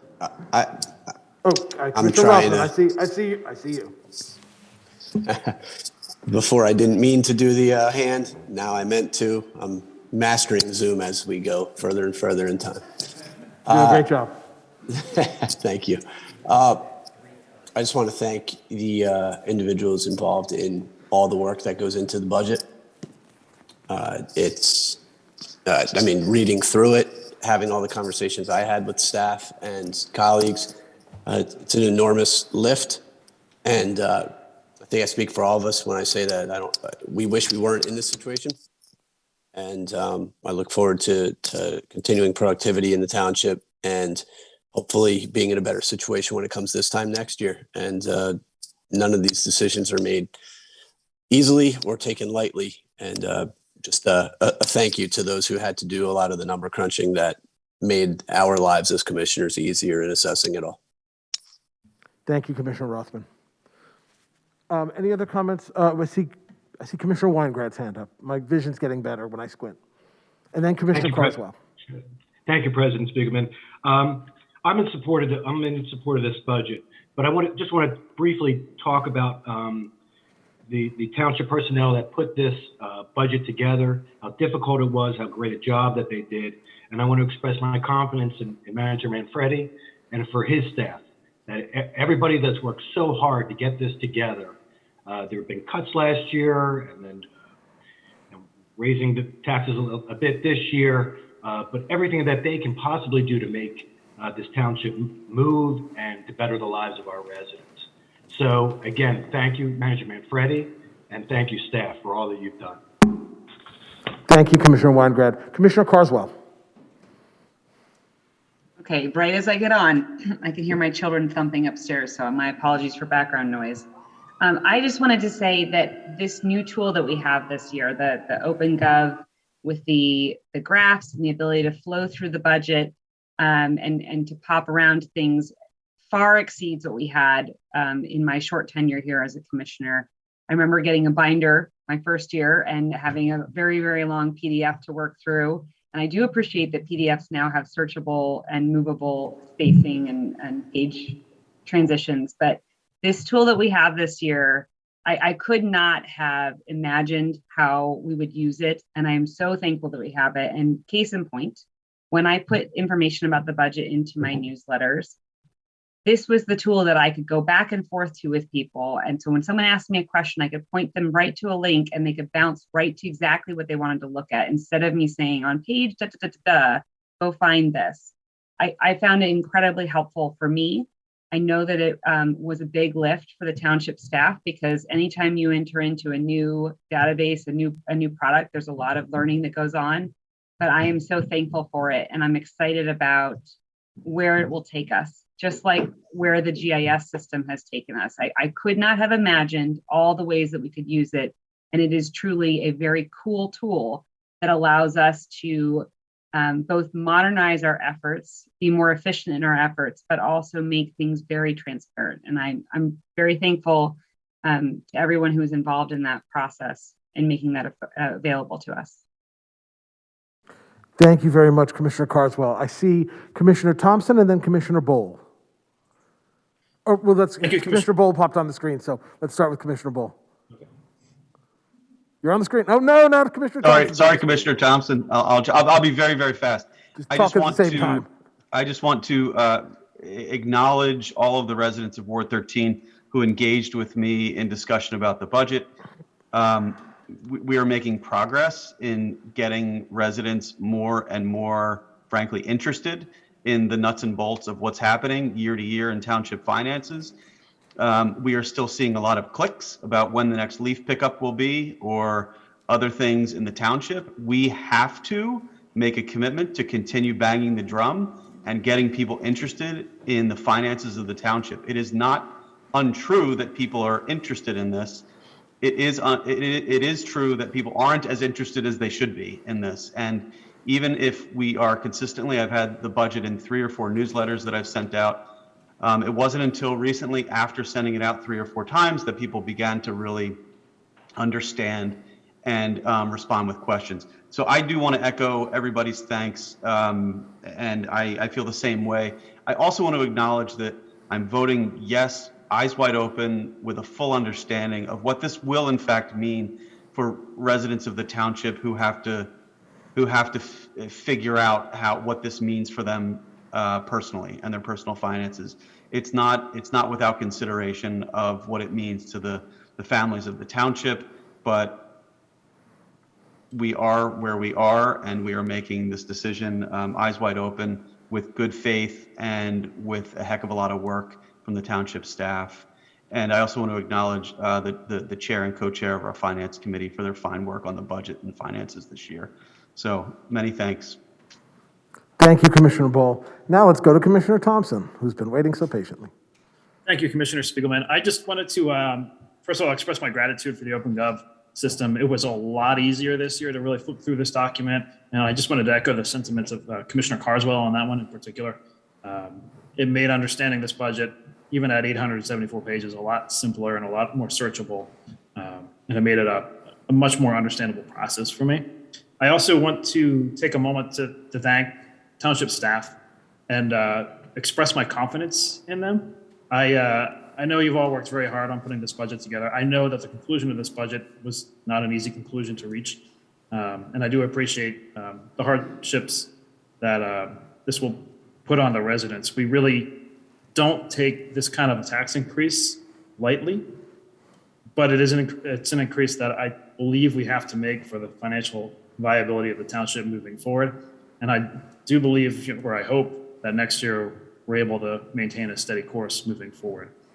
But again, really, thank you to the township staff. You have my full confidence. I reviewed this budget, and it's sound, and I want to just express my gratitude for that. Thank you. Thank you very much, Commissioner Thompson. If I'm squinting correctly, I think that's it for commissioners on Zoom. So now let's go to commissioners here in the room, and Commissioner Schreiber popped her hand up first.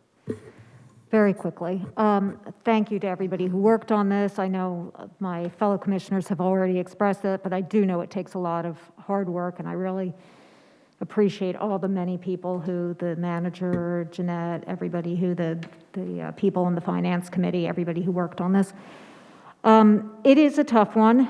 Last year, when we decided not to increase taxes because of what was happening in the world, that was a hard decision too, in a different way, because we knew that that was going to force our hand this time around. And it has done exactly that. So I appreciate that this may be hard for many people. I will be voting yes for this budget, and I appreciate that it might be, hard for some people to find the funding for the increase. However, people do want services. They do want things to be available to them in the township. They want to have people working in different positions, that we could not continue to offer the same services at the same level that everybody wants and expects in this township without raising taxes. So I will be voting yes. And again, I appreciate everybody's hard work on this. Thank you, Commissioner Schreiber. Commissioner Sapone, I saw your hand next. Okay, comment. With the cost of gas, a loaf of bread, the inflation rate, and with the COVID crisis last year, people losing their homes, their jobs, their businesses, and savings.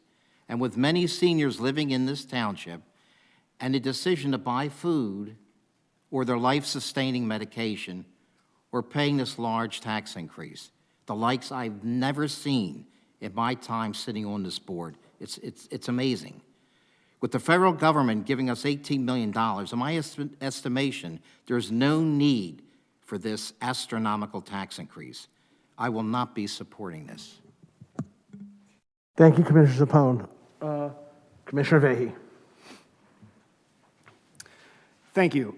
So next year's budget includes a 3.5% increase in our operating funds over the 2019 budget.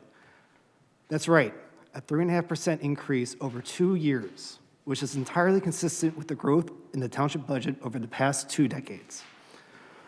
Understandably, people are concerned about the millage increase that is required to pay for this 3.5% increase. However, I submit it is insufficient to oppose this budget only because of a tax increase.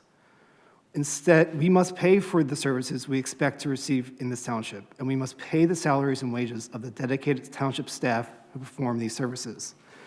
Instead of simple opposition, please identify the services we can cut to reduce the size of the budget. This administration has been signaling the need for this increase for at least 2 years. We have had ample time to find savings in this budget to avoid an increase, and I do not believe we have missed any excess. Indeed, we did cut our services to the bone to get through the pandemic last year. We know how difficult that was, and our services suffered. This experience demonstrates how little fat there is to cut if we want to meet our residents' expectations of township services. Moreover, the fact that our operating budget has only increased by 3.5% when our CBA requires salaries and wages to increase by higher rates demonstrates our prudent financial management. I understand the temptation to dip into our fund balance to avoid this tax increase. In fact, we are using the maximum amount of our reserve permitted by the fund balance policy to offset our tax increase. Using more of those funds, in my opinion, would be irresponsible, and to address the prior speaker, using ARPA funds is not permitted by law. We learned last year how fortunate we were to have a healthy reserve. We must save the remaining funds for a true emergency. Such an emergency does not now exist. To use the fund balance in these circumstances would decimate our reserve, leave us unprepared for an emergency, and would slowly kick the can down the road and build a budget deficit for next year. Therefore, I will be voting yes, and I ask my colleagues to join me. Thank you. Thank you very much, Commissioner Vahey. Any other questions or comments from commissioners here in the room? All right, I'm gonna try to be brief with this, but Sorry, Commissioner Rothman raised his hand. Oh, I'm sorry, Commissioner Rothman, do you have something else? Or are you just practicing using that button? It's funny. It was funny. It was funny. You got me. But to the point, Nate, actually, John had just said commissioners in the room, and I'm not in the room, so he wasn't wrong by missing me. I just want to say, yeah, what Commissioner Vahey said is so spot on that I just had to say I agree. It's an awful thing to have to do this. It is not the fun part of being a commissioner for any of us. It stinks, and we're paying the tax increase too ourselves, right? It's not like we get a coupon to not do it. So. But I really want to hammer home. We went through the worst type of scenario that we could really go through as a community over the past year. And we need that money there in case something bad happens again. It's not in the history books that there could be a plague. It was right here. And to not do what's responsible and make sure that we can keep our trash picked up and the snow plowed and all the things that we do that do make it great to live here. We have to, unfortunately, hold our nose and go through this process. So thank you, Commissioner Vahey. I know it's twice tonight that I'm praising you.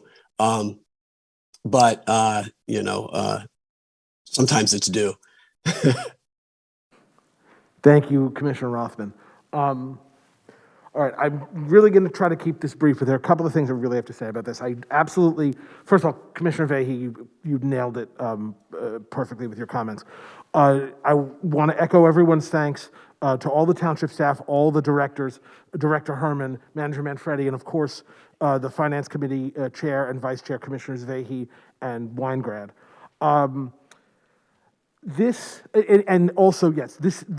having done this for a while, I remember crashing out Acrobat on my computer many times trying to take an almost 1,000-page budget document that was a cobbled together PDF file that was not OCR'd, so there was no text you could recognize, and running that through so you could actually search it. It was impossible. This is an amazing tool, and this is going to be a bridge to the next thing I'm going to say. For those, there were unfortunately some suggestions that have been made that somehow we're passing this budget without reading it. This was the easiest to read and use budget ever. There were so many tables and pictures, frankly, that it was almost 900 pages. It was the easiest 900 pages that I've ever read, in the sense that it was straightforward and clear and searchable. So I do want to comment on that part of the process, and that leads me to this issue of openness and transparency. There have been suggestions made that any part of this process was not transparent, and those suggestions are the result of either misinformation, misunderstanding, or frankly, dishonesty. Because this was the most transparent budget process. Manager Manfredi, I'm not trying to heap praise on you, butter you up, but your presentation that was posted immediately to our website and that all of us referred to in our newsletters it was very clear about what was happening, what was behind, what was driving this tax increase. You went deep into the weeds, but kept it accessible to people, and that goes for Director Herman absolutely as well. And this, I actually thought that the communication about this budget and the whole process was the best I've ever seen. I want to compliment all of my colleagues, because I have never, in my almost decade on this board, I have never seen such in-depth coverage of a budget in my colleagues' newsletters as I saw this time around. And as for myself, I agonized, and this is going to get to my last point, agonized over this budget. Everybody knows how much I write in my newsletter. It's way more even than I talk. I wrote the longest article I have ever written for anything. It's longer than some of my college term papers about this budget and specifically about the tax increase. And I do want to say to Commissioner Zappone, for what it's worth, I did actually address those points that you made, the points that inflation is killing everybody. We are, while our economy is manifestly better than it was, we are recovering. These are very complicated times. There was nothing easy about this decision. as positive as the good news of the new OpenGov system and the great work that went into it, this budget was outstandingly painful. I have never lost so much sleep. I had deep, very difficult, painful conversations with folks in Ward 11 and throughout the township on this. But the fact of the matter is that this is a budget, as Commissioner Vahey and others have pointed out, this is a budget that is mature, it is grown up, it is difficult, but it is based in reality, and it is forward-looking. No one is going to like this. We're Americans. Americans, we are raised to dislike taxes and to really dislike tax increases. I am no exception. There's no fun about this. We're all paying it. In fact, it's something that I've done. I saw other commissioners do this as well. We shared the assessments of our homes to tell you exactly what our tax increase is going to be personally, and the tax increases for our neighborhoods. The estimate, as to the best of our ability to estimate. This is personal for absolutely everybody here, and it is painful. But when if you need to rest your head on the pillow at night about this budget and about the tax increase, and this is how I do it, I think of the concrete things. We all love our Abington police officers. Next year, you count 1, 2, 3 police officers. Those 3 police officers are what is paid for by this budget. They would not be here without this budget, without this hated tax increase. A new property maintenance officer. One of the first things we heard about tonight was property maintenance. New property maintenance officer. The furloughed library employees coming back so we can actually have our library again.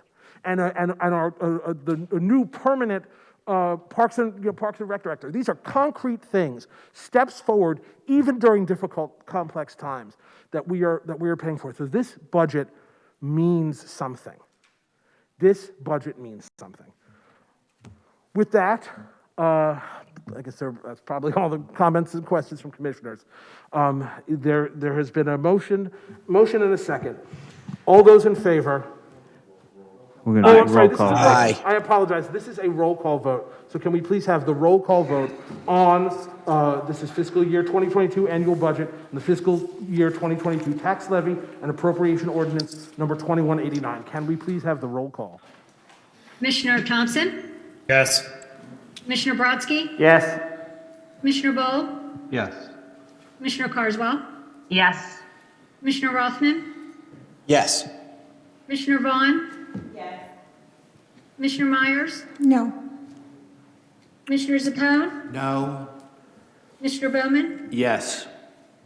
Commissioner DePlacido? Yes. Commissioner Weingrod? Yes. Commissioner Vahey? Yes. Commissioner Schreiber? Yes. Commissioner Hecker? Yes. Commissioner Spiegelman? Yes. Motion passed 13-2. Two opposed. Thank you very much, Liz. Welcome. Back to you, Vice President Hecker. This is the other item of new business for the Board of Commissioners this evening. It's BOC-02-120921. This is a motion to adopt Resolution 21-029, a resolution setting forth the policy and procedures for meetings of the Board of Commissioners and its committees to be effective on January 1st, 2022, and I so move. Second. Okay, it's been moved and seconded. I'm going to start with questions or comments from commissioners in the room, and I'm going to start with Vice President Hecker. Thank you, President Spiegelman.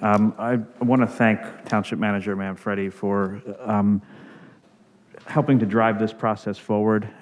As you recall, this new set of procedures emanated from feedback that we received from you about how our experiment with the Committee of the Whole had gone over the last year. And I think we learned some valuable lessons about how we ought to be doing our business moving forward to be more efficient, to be more transparent, and to be focused on our stated priorities. And so this new procedure, I think, accomplishes that in a very direct way. The committees that are being formed are focused on our highest priorities through our comprehensive plan, our strategic plan, our focus on infrastructure, and of course, our commitment to financial stability.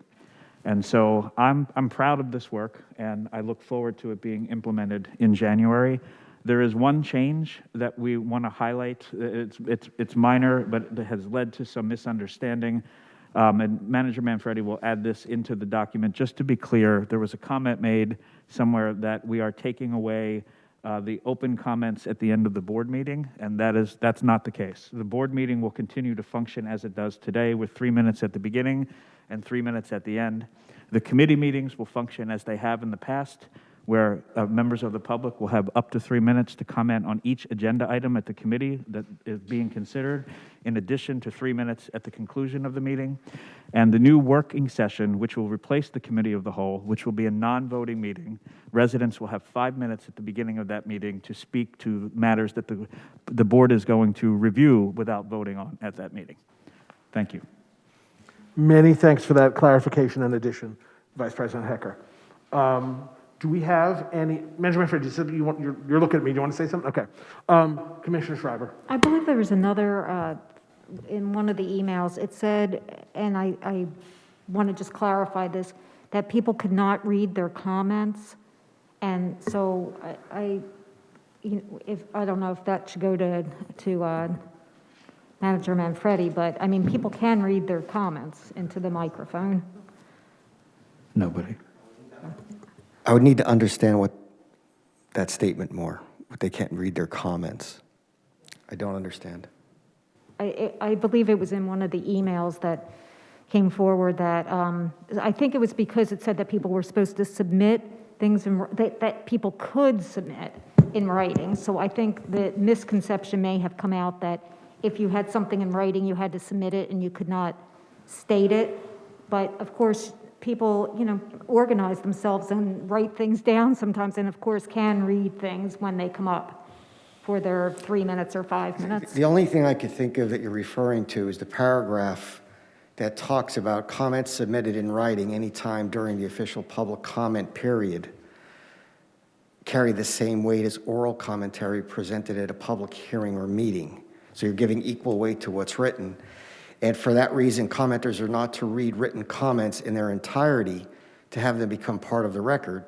Commenters are encouraged to verbally summarize their written statement. For example, somebody has a written comment that they want to submit or that they just want to acknowledge. There's no sense in having them stand there and read it when they can simply submit it.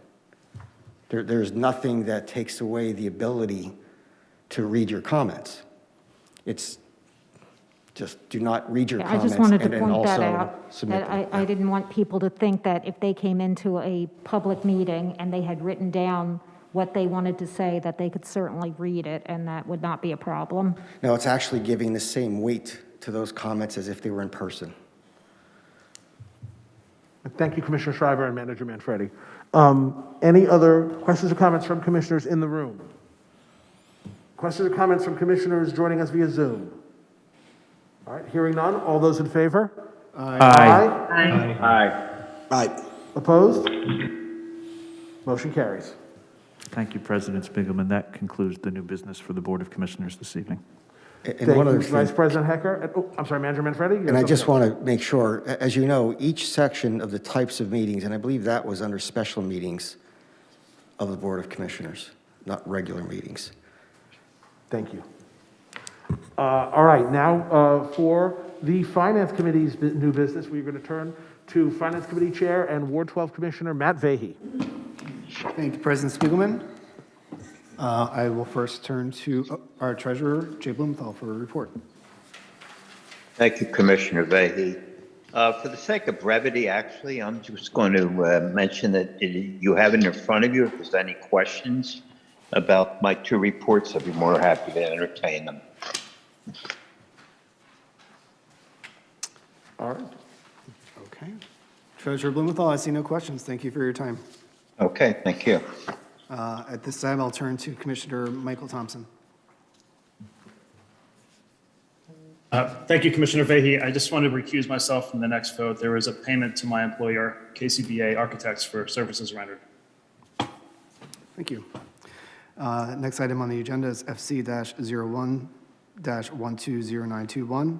It's a motion to approve the October 2021 expenditures in the amount of $4,286,771.90, and salaries and wages in the amount of $1,973,404.78, and authorizing the proper officials to sign vouchers and payment of bills and contracts as they mature through the month of January 2022.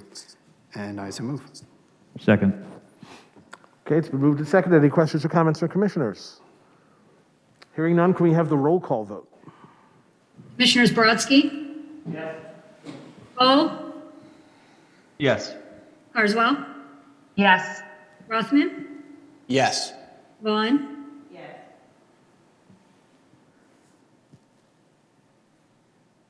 Myers?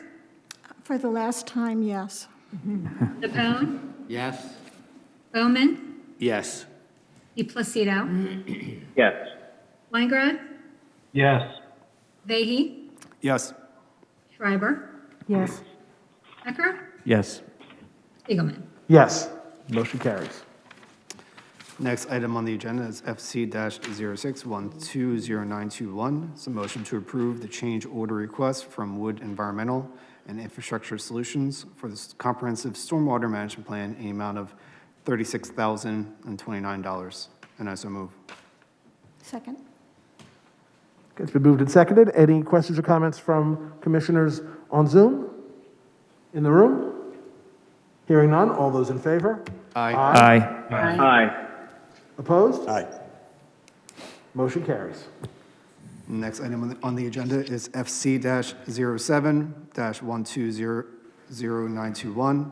It's a motion to enter into an energy supplier agreement for electric and natural gas at the lowest rate submitted by a reputable supplier through the bidding process. And I so move. Second. Okay, it's been moved and seconded. Any questions or comments from commissioners here in the room? Joining us via Zoom? Hearing none? All those in favor? Aye. Aye. Opposed? Motion carries. And President Spiegelman, that concludes the Finance Committee's agenda. Thank you very much, Commissioner Vehy. All right, we're gonna, hopefully this will be quick, because we have something special to get to at the very end. But we will turn to comments on non-agenda items. General public comments. We'll start with folks here in the room. That was easy. Nathan, do we? 1 minute. Oh, Nathan, please. Oh. You doing public comment? Yeah. Yeah. No, I don't know what it is. Are we? Nathan, go ahead.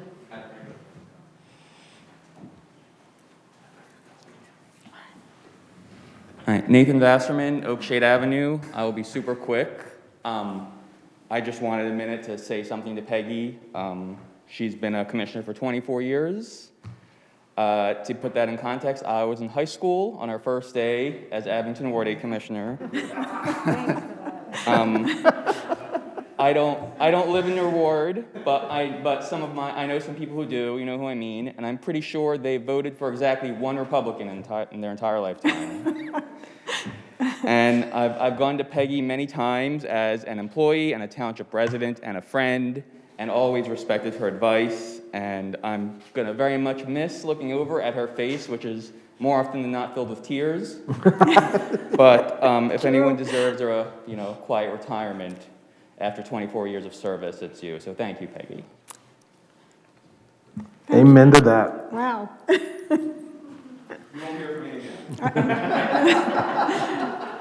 We'll hear from you as you let me know if there's anybody on Zoom who wants to make a public comment. There are three people with their hands raised. All right. Again, even squinting, I can't really make it out, so. So first person is Mike Tobin. I'm going to unmute you, and you can, or allow you to talk, and you can unmute your device. All right, Mr. Tobin, can you hear us? Yeah, Mike Tobin, Kirkwood. I just have two comments. One is about the budget. The 20% budget obviously is very steep.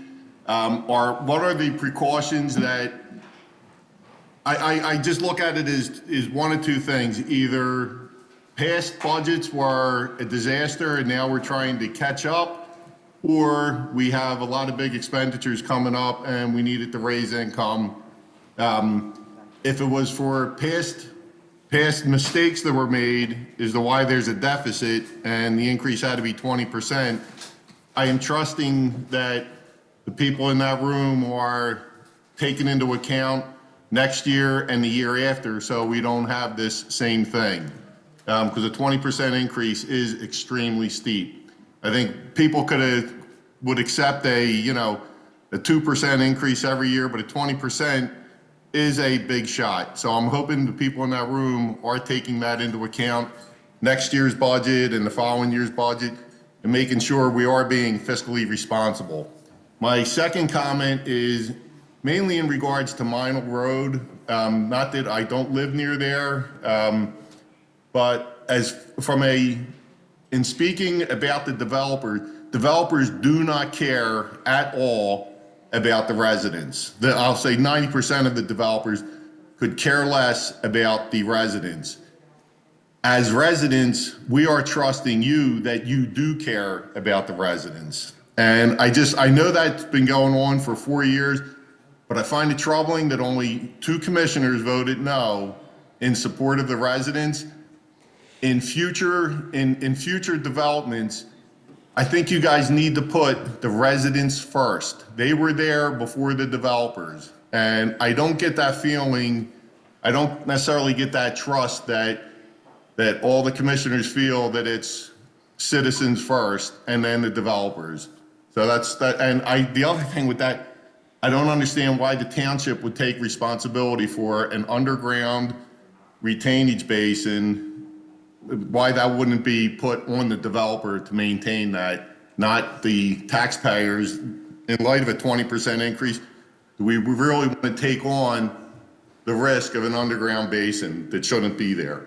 And along with that, why couldn't there have been an arbitration hearing between the developer and the residents?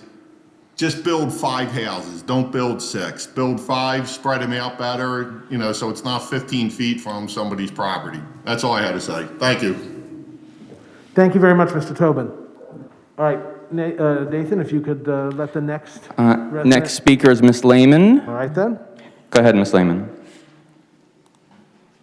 So we watched a lot of theater and a lot of corruption tonight. I think all of you know that you are in violation of the sunshine laws.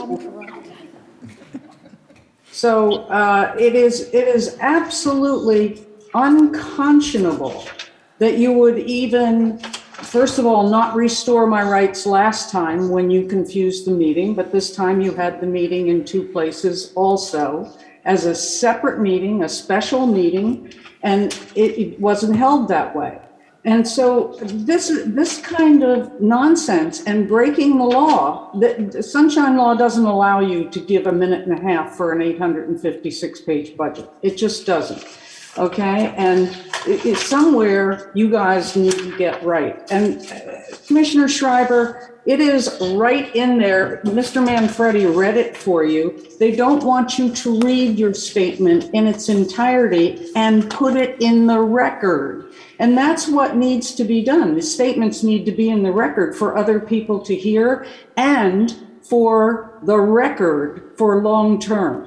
So that's one of the problems we have, is that you're choosing for the record your minutes, which are never an accurate account. And that is the sole official copy, the inaccurate minutes. And you're trying to encourage people not to put their accurate comments into the record. It's in here about 10 times. And it literally says that you shall not in one place. You shall not read. The other places say you are not to read. And in the case that Mr. Hecker just apparently improperly spoke, the the open comment minutes are not listed here at all. It's on page 8 and page 9. For the Board of Commissioners regular and special public meetings, there is no listing in there. There are many errors in here. And because you cut residents off and my commissioner doesn't get back to me at all, because you do that, those errors will continue. The whole written thing was a mess and needed to be fixed. But there is nobody who will sit down and do that.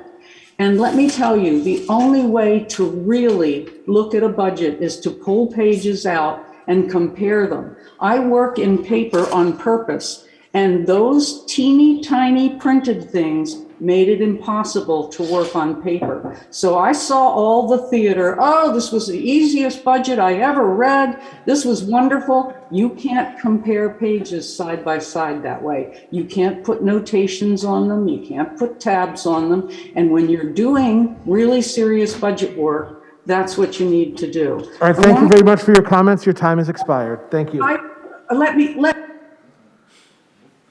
right. Commissioner Myers, is there anything you're not going to miss about this job? That's a rhetorical question. And then we have, is that Khaki? Khaki Evans, yes. Khaki, go ahead and unmute and begin. Good evening, everybody. I'm going to just dovetail off of what President Spiegelman said. Commissioner Myers, I'm going to really miss you, but I know I'll see you around the neighborhood because you do great work, and we'll see you out there. I just want to thank you for your tremendous years of service. So thank you very much. I'd like to ask, I was late this evening to the meeting because I had another meeting, but the agenda and the agenda packet is taken down, and I'm just requesting that you leave it up so I could follow the part that I do when I do arrive to the meeting. That would be great. And if you even scroll down the page to see the previous agendas, it doesn't get, sometimes it gets shoved down, but I've seen that happen for a few meetings. So if you could keep the agenda packet up or the agenda up during the entire meeting, I would really appreciate that. I'd also like to request that whenever the township in any department is doing anything related to energy procurement, and I'm not talking about the item tonight passing, because our EAC was very involved in that, and thank you so much for that opportunity.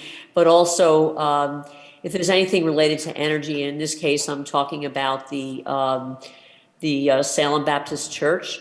Not that there was anything wrong with that, I think it was great, but I would like to, if it's possible, I'd like to know about it, because there might have been an opportunity, and I wrote to Ms. Ham, and she wrote me a very nice response back, but there was an opportunity, if I could know, so that I'm not saying we work in silence, but, obviously, writing the climate action plan, we want to look at electric ways of electrifying buildings, and there might have been an opportunity. There's actually a company up in New York that's also working in Philadelphia, where they specialize in putting in heat pumps in churches, and that might have been an opportunity. So I'll still talk to, that was only one part of Salem, and I'm still going to have discussions with Marshall Mitchell, but they actually offer all electric heating, cooling, and hot water systems to building owners for no money down. And, that might have been an opportunity. I realize that these are community development funds and they need to be spent, and I know going forward that, Ms. Ham will be in touch with me, but, we just want to look at all possibilities. And thank you very much. Good night. Thank you so much, Khaki. And I believe that, is that? One more. Okay. Walter Draving. Go ahead.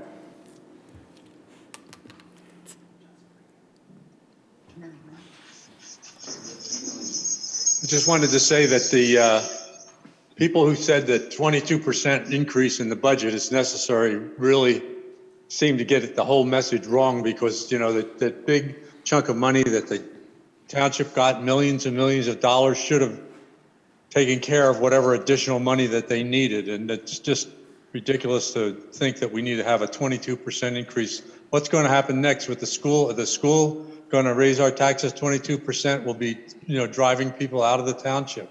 It's really a shame. And the speaking rules should be adjusted so that residents have an advantage and not a disadvantage. So that's all I'll say. Thank you. All right, thank you very much for your comments. And this is going to be super brief.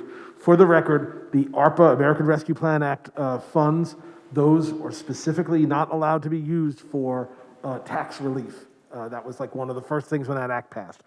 All right, that's it for public comment, and it's almost it for the meeting. But we do have a bit of a goodbye to say.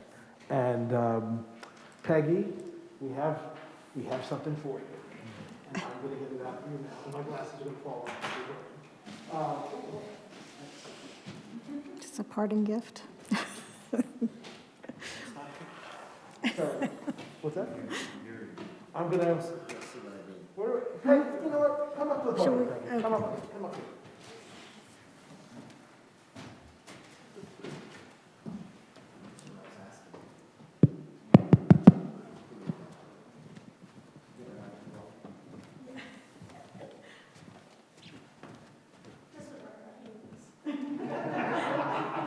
You're gonna love it, go ahead. I'm putting this down. All right.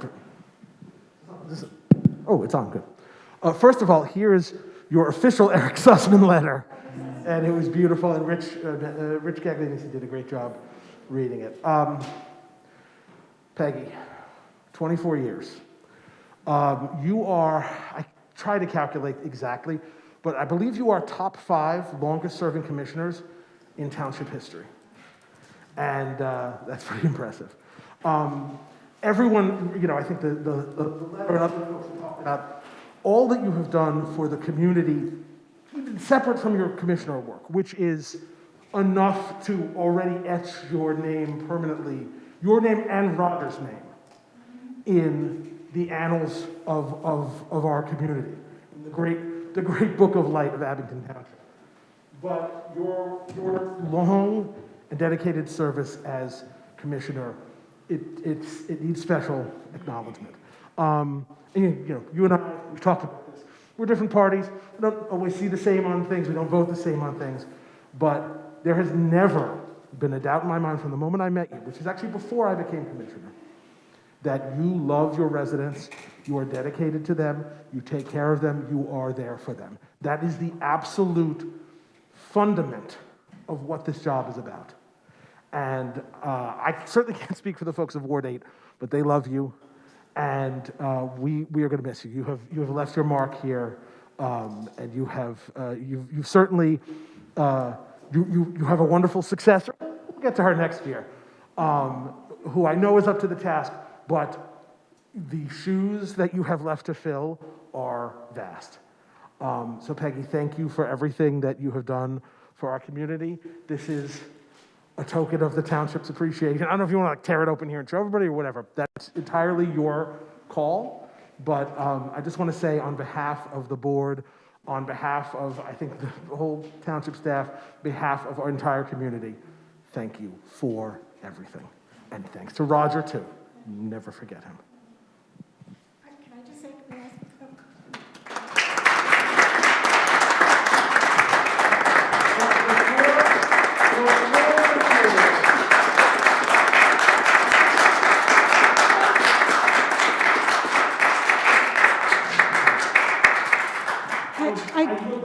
thank you. I just very quickly, I don't like my back to anybody, I'm sorry. I just want to say thank you for 24 years. I have enjoyed working with almost every commissioner, certainly present and obviously from people that said something tonight, obviously past commissioners. It's been an incredible experience. And I urge everyone to get involved in local government. It's been wonderful. And I've always said that the best part about this job is that you learn something new every day. And we certainly do, don't we? That's well, that goes without saying. It's really been an amazing, except for being married to my husband, it's been the most amazing experience that I have ever had. And I will take it with me for the rest of my life. And I leave here an incredibly grateful woman for everything that I have seen, done, experienced, and been a part of. And I want to thank the residents of Ward 8. They have all been incredible and supportive. And can't talk about my husband yet. And I do want to say that Lori Henry, who will be Commissioner of Ward 8, is going to be incredible. And I am so happy for her. I am so happy that she will be the Commissioner of Ward 8 starting next year. And my only regret is that I won't have a chance to work with her on this board. So she's going to bring an entirely different new energy, as each new commissioner does. And I think that's really wonderful. Lastly, I need to thank my husband, who cannot be here because of his health. And he has been the one. His hand has been on my back, pushing me forward for my entire time on this board. I had no interest whatsoever in running for commissioner, but I had an interest in changing something that was going on in Ward 8. And he is the one that said, you must do this. And I said, you are crazy.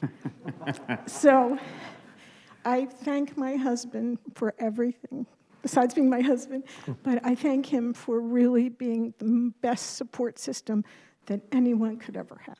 So, and thank you all, and to our staff. Thank you.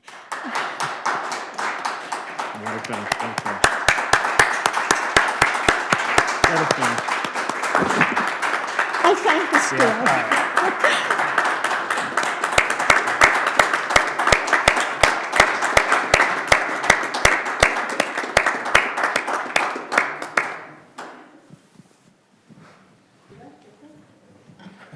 Yeah, you have to take that with you. Don't forget your box on the way out. It may or may not be ticking. With that, I just want to say to everyone listening, and also to every single one of my awesome colleagues, this is the holiday season. This is the season of peace and love and goodwill towards all. I hope that all of us in our community, and our country, and our world get to enjoy a little of that, because we all deserve it. To all who are celebrating, Merry Christmas, Happy New Year's, safe and happy holidays to all, and thank you. We are adjourned.